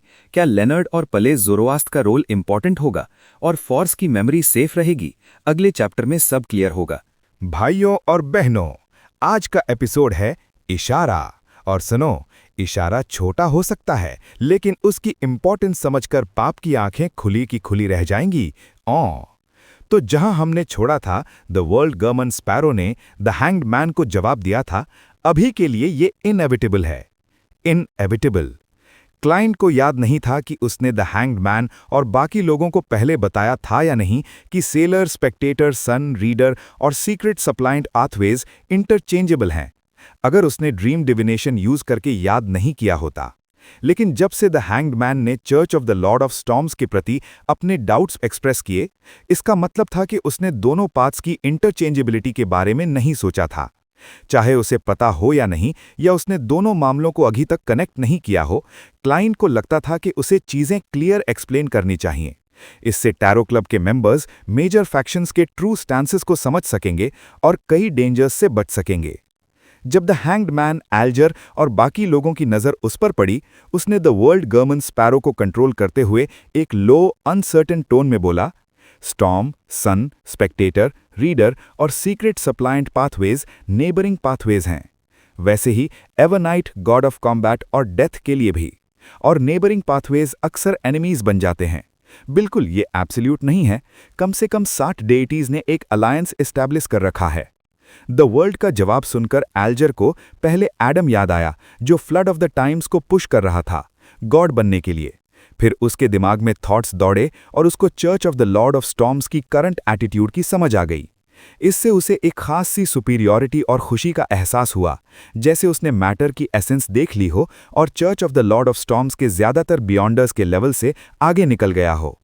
वैसे ही ऑड्री को इंटिस की इस वॉर में स्ट्रेंज साइलेंस की एक नई समझ आ गई। उसे लेनबर्ग, मेसन और सीगर की सिचुएशन की और ज्यादा चिंता होने लगी। ऊपर से अब उसे पता था कि वो अनशैडोड, कैटेक्लिज्मिक इंटरर और हाल ही में मिली church of knowledge and wisdom की कॉरेस्पॉन्डिंग सीक्वेंस 4 डेमीगॉड पाथवे में स्विच कर सकती है। सीक्रेट सप्लायंट पाथवे की कॉरेस्पॉन्डिंग सीक्वेंस 4 तो उसके कंसिडरेशंस में बिल्कुल नहीं थी। बिल्कुल दूसरी पाथवेज के तुलना में वो अभी भी मैनिपुलेटर को प्रेफर करती थी। वो दिल से स्पेक्टेटर पाथवे पसंद करती थी, लेकिन स्पेक्टेटर पाथवे के अपर एचेलेंस के प्रति उसका गहरा डर भी था। हिविन रैम्बिस ने उस पर खराब इंप्रेशन छोड़ा था। एडम का any mention of it will be known उसके लिए एक ट्रॉमा था। उसे अपने आप को इवैल्यूएट करना पड़ता था और कभी-कभी कॉरेस्पॉन्डिंग प्रॉब्लम्स का इलाज करना पड़ता था। द हर्मिट कैटिलिया को ऐसी बातों की गहरी जानकारी थी। द वर्ल्ड गर्मन स्पैरो की बताई हुई इन्फॉर्मेशन के अलावा उसे पता था कि मिस्ट्री प्रायर और सेवेंट पाथवेज भी नेबरिंग हैं जो हाई सीक्वेंसेस पर इंटरचेंज हो सकते हैं। वैसे ही आर्बिटर और लॉयर पाथवेज, प्रिजनर और क्रिमिनल पाथवेज, हंटर और असैसिन पाथवे और प्लांटर और अपोथेकरी पाथवे। जब टैरो क्लब के बाकी मेंबर्स अपने थॉट्स में खो गए, एल्जर ने द वर्ल्ड गर्मन स्पैरो से कहा, आपके जवाब के लिए धन्यवाद। उसने एग्जैक्टली नहीं बताया कि उसने इस जवाब से क्या इनसाइट्स हासिल किए। असल में एक पल के लिए एल्जर ने सोचा कि वो church of the Lord of storms छोड़कर किसी और पाथवे में स्विच कर ले। ये चर्च में एक बहुत ही कम चांस का इंतजार करने से बेहतर था। लेकिन आखिरकार उसने ये आइडिया छोड़ दिया। आखिर लंबी देर से उसका गोल ये था कि वो church of the Lord of storms का कार्डिनल बन जाए। अब वो कार्डिनल रैंक्स में फर्स्ट बनने की इच्छा करने लगा था, ताकि वो मैंडेटेड पनिशर्स या एसेटिक्स का इंचार्ज एंजल बन सके। पॉन्टिफ की पोजीशन के लिए एल्जर को कोई ख्वाहिश नहीं थी, क्योंकि वो लॉर्ड ऑफ स्टॉर्म्स के बहुत करीब होती और उसके पास कई सीक्रेट्स थे जो उसे छुपाने थे। अगर उसे पॉन्टिफ चूज किया गया तो एल्जर को शक था कि पेपल टायरा पहनते ही आसमान से आई लाइटनिंग स्टॉर्म उसे एशेज में बदल देगी। द वर्ल्ड और हैंग्ड मैन की बातचीत खत्म होते देख एमलिन ने क्यूरियोसिटी से पूछा, अपोथेकरी पाथवे किस पाथवे के साथ इंटरचेंज हो सकती है?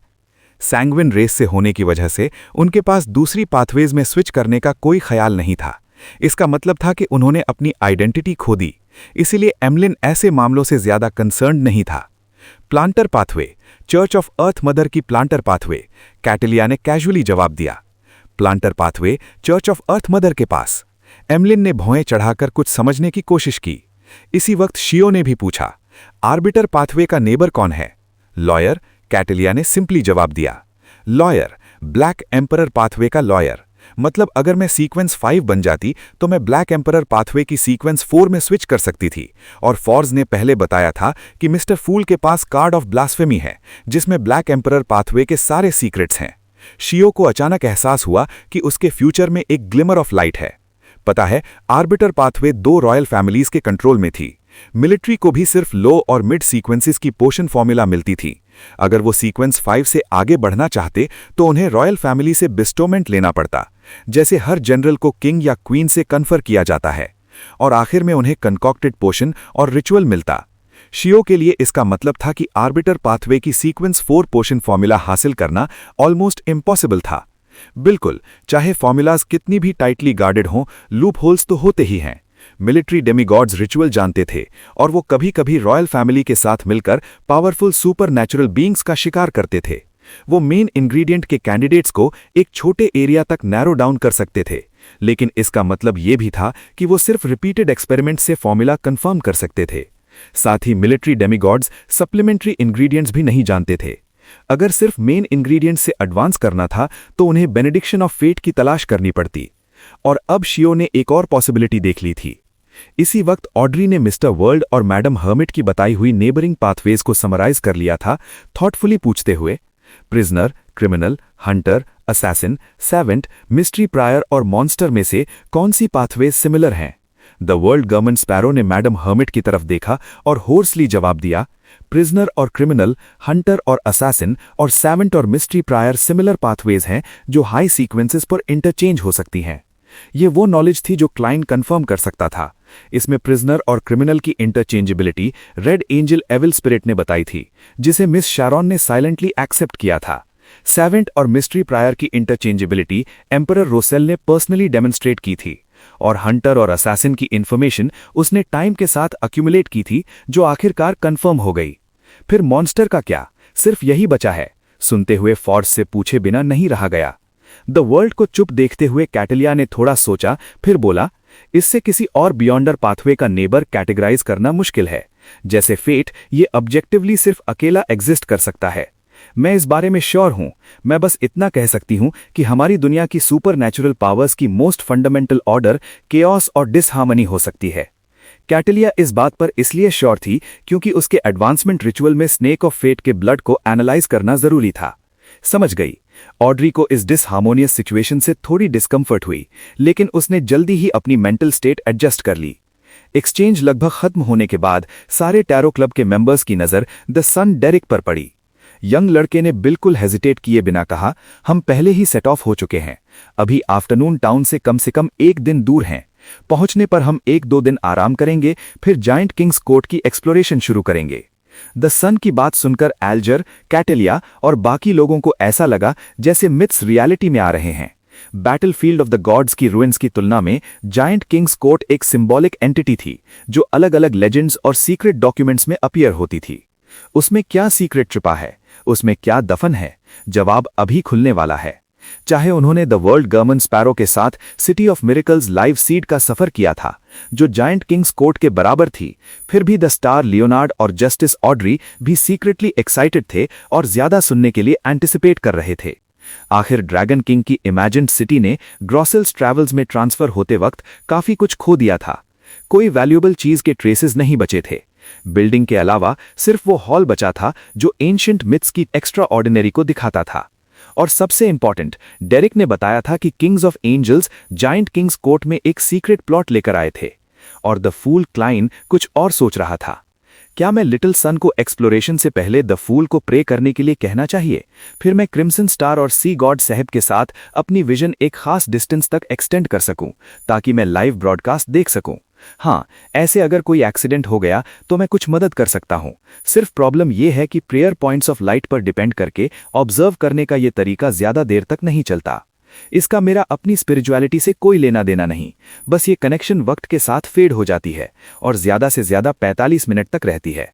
क्या लिटिल सन को बार बार प्रे करने दूं? ये तभी पॉसिबल है अगर उसकी फाइटिंग या आसपास के लोगों की अटेंशन पर असर ना पड़े। अगर ऐसा है तो मेरी स्पिरिचुअलिटी लगभग 2 घंटे तक चलेगी। मेरे सीक्वेंस 5 वाले लेवल से अलग है। ये भी इसलिए क्योंकि मेरे पोषण की डाइजेशन अभी तेज हो रही है। थोड़ा सोचकर त्राइन ने कुछ नहीं कहा। उसने द वर्ल्ड गवर्नमेंट स्पैरो को कंट्रोल करते हुए द सन को हिंट दिया, जायंट किंग्स कोर्ट एक्सप्लोर करने से पहले तुम मिस्टर फूल को प्रे कर सकते हो और गुड लक के लिए प्रेयर कर सकते हो। इस प्रोसेस में तुम कई बार प्रेयर कर सकते हो। मिस्टर वर्ल्ड सच में अच्छे आदमी हैं। डेरिक ने सिंसियरली शुक्रिया अदा किया और तुरंत अपना बदन लंबे मॉटल टेबल के एंड की तरफ घुमाया। फिर उसने देखा कि मिस्टर फूल, जो ग्रेइश व्हाइट फॉग से घिरा हुआ था, ने धीरे से सिर हिलाया। दोस्तों, क्या लगता है जायंट किंग्स कोर्ट में क्या राज मिलेगा? क्या डेरिक की टीम सेफ रहेगी और मिस्टर फूल की लाइव ब्रॉडकास्ट देखी जा पाएगी? अगले चैप्टर में एडवेंचर शुरू होगा। भाई और बहनों, आज का एपिसोड है विरुद्धा। और सुनो, विरुद्धता ऐसी चीज है जो अगर समझ में ना आए तो आपकी सोच की दीवारें हिल जाएंगी। तो जहां हमने छोड़ा था, ग्रे फॉग के ऊपर की दुनिया फिर से अपनी शांत हालत में आ गई, जैसे अभी खत्म हुई गैदरिंग एक इल्यूजन थी। क्लेन ने अपनी उंगली मोटी की और लंबी मॉटल टेबल के एज पर हल्का सा थपथपाया। उसने कैटलिया डी रोजेल डायरी के पेजेस फिर से अपीयर कराए। एक ऐसी स्टिलनेस में जो डिस्क्राइब नहीं की जा सकती, क्लेन ने पहले पेज के पहले पैराग्राफ की तरफ सीरियस चेहरे से देखा। 27 सितंबर, मैंने मिस इथाका को फिर से देखा। उसके साथ मेरा एक नर्व रैकिंग और थ्रिलिंग लेकिन सफिशिएंटली वंडरफुल एक्सपीरियंस रहा। जैसे मैंने सोचा था, मैं इस उम्र की औरतों को प्रेफर करता हूँ। मैं सिर्फ अपनी जवानी याद नहीं कर रहा, बल्कि इतने सालों बाद भी मैं नहीं बदला। हे, मैं सच में डेडिकेटेड हूँ। मैं इतनी सीरियसनेस से तुम्हारी डायरी पढ़ रहा हूँ और तुम मुझे ये दे रहे हो। क्लेन के होठ थरथराए और उसने एम्परर का मजाक उड़ाया, जिसका सिर्फ एक पोर्ट्रेट देखा था। उसने तुरंत अपने थॉट्स को गैदर किया और नज़र शिफ्ट की। सेंट सैमुअल कैथीड्रल के बेसमेंट की एक लाउंज में लेनार्ड मिचेल ने आंखें खोली, थोड़ा सोचा और आहिस्ता आवाज में बोला, ओल्ड मैन, सीक्रेट ऑर्डर का जरातुल लगता है बैकलैंड में है। उसके दिमाग में थोड़ी सी एजेड आवाज तुरंत आई, बिल्कुल। ये सुनकर लेनार्ड ने तुरंत पूछा, ओल्ड मैन, क्या तुम उस जरातुल से फेमिलियर हो? तुमने नहीं कहा था कि ज़ोरोएस्ट फैमिली और जरातुल फैमिली दोनों सोलोमन एम्पायर के इंपॉर्टेंट नोबल्स थे? उसके नज़रिए से एक्स कॉलीग्स और फॉर्मर कॉमरेड्स इन आर्म्स होने के नाते जरातुल से फेमिलियर ना हो, ऐसा कैसे हो सकता था? पहले ज़ोरोएस्ट ने स्कॉफ किया। मैं उस जरातुल से फेमिलियर था जो वॉर ऑफ द 4 एम्परर्स में मारा गया था। जो अब जिंदा है वो शायद उसका डिसेंडेंट है। शायद मैंने उसे देखा है, शायद नहीं। उस वक्त का जरातुल पहले ही ट्रू क्रिएटर से दूसरी सीक्वेंस 1 बियॉन्डर कैरेक्टरिस्टिक के क्लूज हासिल कर चुका था। वो वॉर ऑफ द 4 एम्परर्स खत्म होने का इंतजार कर रहा था, फिर उसे ढूंढता। अगर वो सक्सीड हो जाता तो वो किंग ऑफ एंजल्स बना जाता। अफसोस, वॉर ऑफ द 4 एम्परर्स में उसे सीधा एंटिगोनस फैमिली के उस एग्जिस्टेंस से मुलाकात हो गई जिसे द हाफ फूल के नाम से जाना जाता है, और बेथेल अब्राहम भी इन्वॉल्व हो गया। ऐसा लगता है वो कहीं भी कभी भी अपीयर हो सकता था। अगर उसे एवरनाइट और स्टॉर्म ने जल्दी से बैनिश और सील नहीं किया होता तो शायद मैं भी वॉर ऑफ द 4 एम्परर्स के आखिर तक नहीं बच पाता। The half fool. लेनर्ड की पलकें अचानक फड़क उठीं और कुछ वजह से उसे ग्रे फॉग के ऊपर वाली एंटिटी याद आ गई। उसने खुद को कंट्रोल किया और अपने थॉट्स किसी और तरफ घुमाए। एक बायस्टैंडर के डिस्क्रिप्शन से भी क्लियर है कि Mister Door kings of angels के टॉप एग्जिस्टेंसेस में से था। 2 ट्रू डीटीज को मिलकर उसे बैनिश और सील करना पड़ा था। शायद वो स्पेशली भागने में माहिर था, इसलिए उसे मारना बहुत मुश्किल था। और उस वक्त बैटल सिचुएशन टेंस थी, इसलिए जल्दी से एक ऐसे एनिमी को एलिमिनेट करना जरूरी था जो थ्रेट क्रिएट कर रहा था। हे, ओल्ड मैन पास्ट याद कर रहा है, इसलिए थोड़ा अनईजी फील कर रहा है। उसने एक ही सांस में इतनी बातें कर दी। थॉट्स के दौरान लेनर्ड ने अचानक कहा, क्या मुझे बैकलैंड में इसलिए छोड़ा गया है क्योंकि वो तुम्हें यूज करके अमोन को यहां अट्रैक्ट करना चाहते हैं? पहले ज़ोरोएस्ट की आवाज में विस्टफुल फीलिंग्स गायब हो गईं। उसने टिस्क किया, कौन ने ये गैस लगाया? मुझे नहीं लगता कि तुम हो। लेकिन बुरा नहीं है कि तुम अपने रिसोर्सेज यूज करके सच जानने की कोशिश कर रहे हो। ये तो वही बात है जो मैं नाइट हॉक्स ज्वाइन करते ही सीख गया था।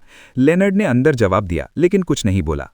पहले ज़ोरोएस्ट ने आगे कहा, मैंने भी यही गेस किया था। सच कहें तो तेरे एक्स कॉलीग का एवरनाइट से रिश्ता मुझे कंफ्यूज करता है। अगर उस दिन जो कंसीलमेंट फोर्सेस अपीयर हुई थीं, उनकी फैमिलियरिटी ना होती तो मैं ऐसा गेस भी नहीं करता। बैकलैंड में जरातुल और मैं हूं तो अमोन भी जल्द ही आ जाएगा। ये सच में एक परफेक्ट ट्रायंगल ऑफ बैलेंस है। क्या मतलब? अमोन को डील करने के लिए जो कंसीलमेंट फोर्सेस आई थीं वो एवरनाइट डोमेन से थीं, मिस्टर फूल से नहीं। क्या इसका मतलब है कि मिस्टर फूल और गॉडेस के बीच कोई कोऑपरेशन है, या फिर चर्च के ऊपर लोगों का असल फेथ मिस्टर फूल को है? लेनर्ड को अपनी पोजीशन को लेकर कंफ्यूजन और पजलमेंट का गहरा एहसास हुआ। देख करके पेलेस भी कंफ्यूज्ड हैं। उसने अपने थॉट्स कन्वर्ज किए और इस बारे में कोई सवाल नहीं पूछा। उसने भौएं चढ़ाकर कहा, 2 सीक्वेंस 1 एंजल्स और एक किंग ऑफ एंजल्स, क्या ये बैकलैंड पर एक डेवास्टेटिंग डिजास्टर लेकर आएगा? उसे याद था कि अमोन एक ऐसी डरावनी एग्जिस्टेंस थी जो चुपके से कई लोगों को मार सकती थी और उसके विक्टिम के तौर पर खुश भी रह सकती थी। इस रेफरेंस से नेबरिंग पाथवे के जरातुल को भी ऐसी टेरिफाइंग पावर्स होंगी। अगर वो और अमोन क्लैश करेंगे तो बैकलैंड का आधा या पूरा हिस्सा कैपिटल ऑफ डेथ या कैपिटल ऑफ बिजारनेस बन सकता है। पहले ज़ोरोएस्ट हंसकर बोला, बैलेंस का मतलब है कि हर कोई बहुत रिस्ट्रेन रहेगा। ऊपर से बहुत ज्यादा चांस है कि अमोन अपना ट्रू बॉडी बैकलैंड में नहीं भेजेगा। ज्यादा से ज्यादा वो कई अवतार्स भेजेगा। आखिर एवरनाइट का डिवाइन डिसेंट इम्पॉसिबल है, लेकिन इसका ये मतलब नहीं कि स्टॉर्म या स्टीम नहीं कर सकते। क्या मतलब? लेनर्ड ने अक्यूटली ओल्ड मैन के शब्दों का की पॉइंट पकड़ा। पहले ज़ोरोएस्ट की आवाज अचानक रिलैक्स्ड हो गई। चाहे वॉर की वजह से हो या किसी और वजह से, एवरनाइट अभी ग्राउंड के मामलों में इंटरफेयर नहीं कर पा रही, वरना वो अमोन को क्यों ल्योर करती बैलेंस बनाने के लिए? वो डायरेक्टली एक ट्रैप सेट करती और शायद जरातुल को पकड़ लेती या उस डरपोक सियर को डराकर भगा देती। क्या गॉडेस के साथ कुछ हुआ है? लेनर्ड अचानक टेंस हो गया। थोड़ी सी एजेड आवाज ने जवाब दिया, शायद बुरा नहीं और अच्छा हो सकता है। लेनर्ड के आगे पूछने से पहले ही पहले ज़ोरोएस्ट ने फिर आह भरी, अमोन को मैंने बैकलैंड अट्रैक्ट किया, फिर जरातुल और मैं। मुझे लगता है जरातुल भी तुम्हारी वजह से यहाँ है और तुम बैकलैंड में इसलिए हो क्योंकि मैं यहाँ हूँ। हे, तुम्हें क्यों लगता है कि तुम बैकलैंड में हो? पेलेज ने तुरंत स्कॉफ किया। लेनर्ड ने तुरंत जवाब दिया, ये चर्च की अरेंजमेंट है। क्या ये बियॉन्डर कैरेक्टरिस्टिक्स के कन्वर्जेंस के लॉ का इफेक्ट नहीं हो सकता? जरूरी नहीं है। पेलेज की आवाज थोड़ी स्टेम हो गई। ज्यादातर वक्त बियॉन्डर कैरेक्टरिस्टिक कन्वर्जेंस का लॉ डायरेक्टली ऐसी जगह नहीं दिखता जहां तुम उसे महसूस कर सको। ज्यादातर वक्त ये फेट को इन्फ्लुएंस करता है। जैसे तुम ट्रेन पर चढ़ोगे और अचानक लगेगा कि रास्ते की सीनरी खूबसूरत है और तुम जल्द ही ट्रेन से उतर जाओगे, जिससे तुम्हें एक छोटे शहर में पहुंच जाओगे। ये इसलिए हो सकता है क्योंकि तुम्हारे आसपास नेबरिंग पाथवेज के बियॉन्डर्स या मिस्टिकल आइटम्स हैं। मतलब बैकलैंड में कोई और चीज है जो तुम्हें और जरातुल को अट्रैक्ट कर रही है और तुम्हारे थ्रू मेरे फेट पर असर पड़ रहा है, जिससे चर्च ने मुझे ज्यादातर वक्त बैकलैंड में रहने का अरेंजमेंट किया। लेनर्ड ने एनलाइटनमेंट में पूछा, कंफर्मेशन की उम्मीद से। पेलेज ने धीरे से आ भरी। उस पॉसिबिलिटी को रूल आउट नहीं किया जा सकता। ग्रे फॉग के ऊपर क्लेन ने जल्दी ही एक वैल्यूएबल डायरी पेज पर नजर डाली। 21 नवंबर। पहले स्टेजेस में मैंने इतनी ज्यादा प्रिपरेशंस कर ली थी कि मुझे वो केओटिक और टेरिफाइंग ग्रेड 0 सील्ड आर्टिफैक्ट अपनी सोच से भी पहले मिल गया। और फिर एक डिफिकल्ट बैटल के बाद और कुछ मदद से मैं आखिरकार उसे एक प्योर सीक्वेंस 1 बियॉन्डर कैरेक्टरिस्टिक में रिस्टोर कर सका। कुछ और दिनों में रिचुअल पूरा हो जाएगा। मैं sequence 1 knowledge emperor mystery pryer pathway तक पहुंच जाऊंगा। 26 नवंबर। Sunny and breezy. रिचुअल बहुत सक्सेसफुल रहा। मैंने उसे पूरी तरह से डाइजेस्ट कर लिया और मेरे एंकर्स और भी स्टेबल हो गए। पूरे प्रोसेस में ज्यादा डिफिकल्टीज नहीं आई। मैं अब सीक्वेंस 1 एंजल नॉलेज एम्परर हूं। बर्नेडेट अब हिडन सेज के इन्फ्लुएंस की चिंता नहीं करेगी। वो do as you wish but do no harm के शब्दों पर चल सकती है और इसी पाथ पर आगे बढ़ सकती है। साथ ही सीक्वेंस 1 एंजल के लेवल का मतलब है कि मैं कॉस्मॉस से आने वाली नोटिस और करप्शन का ज्यादा रेजिस्टेंस कर सकता हूं। मैं क्रिम्सन मून पर जा सकता हूं और देख सकता हूं कि वहां क्या हो रहा है। चाहे मिस्टर डोर ने झूठ बोला हो या नहीं, सब चीजें इसी तरफ पॉइंट करती हैं कि क्रिम्सन मून ही प्रॉब्लम की है। अगर मुझे एक ट्रू डीटी बनना है तो मुझे वजह समझनी होगी। मैं 3 दिन और प्रिपरेशंस करूंगा, फिर मून पर लैंडिंग करने की कोशिश करूंगा। That's one small step for man, one giant leap for mankind. Haha, don't quote me on that. ये पढ़कर क्लेन को रोजेल की हिस्टैरिकल डायरी पेज याद आ गई। उसे शक होने लगा कि वो एम्परर के मून पर लैंडिंग के बाद लिखी गई थी। बचे हुए अनरेड डायरी पेजेस नीचे रखकर क्लेन ने ड्रीम डिविनेशन का इस्तेमाल किया और पिछले साल में पढ़ी हुई कंटेंट को याद किया। वो कंपेयर करके रोजेल की अबनॉर्मल मेंटल स्टेट के क्लूज ढूंढना चाहता था। जल्द ही उसने अपने ख्वाब में कुछ लाइंस ऑफ टेक्स्ट देखीं। वो थ्योरेटिकली रोजेल की लिखी हुई आखिरी डायरी एंट्री थी। मैं कोई एक्चुअल सजेशंस नहीं दे सकता क्योंकि मैं खुद 7 डीटीज या उन इविल गॉड्स के ट्रू फेसेस नहीं देख सकता। ये शायद कुछ हद तक उस एंशिएंट ऑर्गेनाइजेशन की छिपी हुई दूसरी ब्लास्फेमी स्लेट से रिलेटेड है। अफसोस मुझे सिर्फ हिडन पार्ट्स का रफ आइडिया है और मैं उन्हें वेरीफाई नहीं कर सकता। इस डायरी में एम्परर ने अपने फ्रेंड्स को मून से सावधान रहने की वार्निंग भी दी थी। ख्वाब अचानक टूट गया और क्लेन जाग उठा। उसकी आंखों में एक ऑब्वियस डर था। उसे साफ याद था कि बहुत पहले रोजेल ने कंफर्म किया था कि दूसरी ब्लास्फेमी स्लेट में एक हिडन पोर्शन है। 19 जुलाई, ब्लड मून की रात। मिस्टर डोर के जवाब से मुझे एक चीज कंफर्म हुई। उस एंशिएंट ऑर्गेनाइजेशन में मैंने जो दूसरी ब्लास्फेमी स्लेट देखी थी वो कंप्लीट नहीं थी। ये क्या एम्परर भूल गया? नहीं, ऐसा इंपॉर्टेंट मैटर कैसे भूल सकता है? वो तो बस थोड़ा एक्सट्रीम था, उसे ज्यादा प्रॉब्लम नहीं थी। ऐसा क्यों हुआ? क्लेन से मटर किए बिना नहीं रहा गया, एक अजीब और डरावना एहसास लेकर। आखिरी डायरी एंट्री या उस सेंटेंस को लिखने वाला एम्परर रोजेल लगता है किसी और शख्स जैसा है। दोस्तों, क्या लगता है, क्या रोजेल की मेमोरी मैनिपुलेट की गई थी? क्या मून पर कोई ऐसी चीज है जो उसको बदल देती है? और अब क्लेन का क्या होगा? अगले चैप्टर में राज और भी गहरे होंगे। दोस्तों, आज के लिए इतना ही। मिलते हैं अगले एपिसोड में। तब तक अपना ख्याल रखना। Thank you.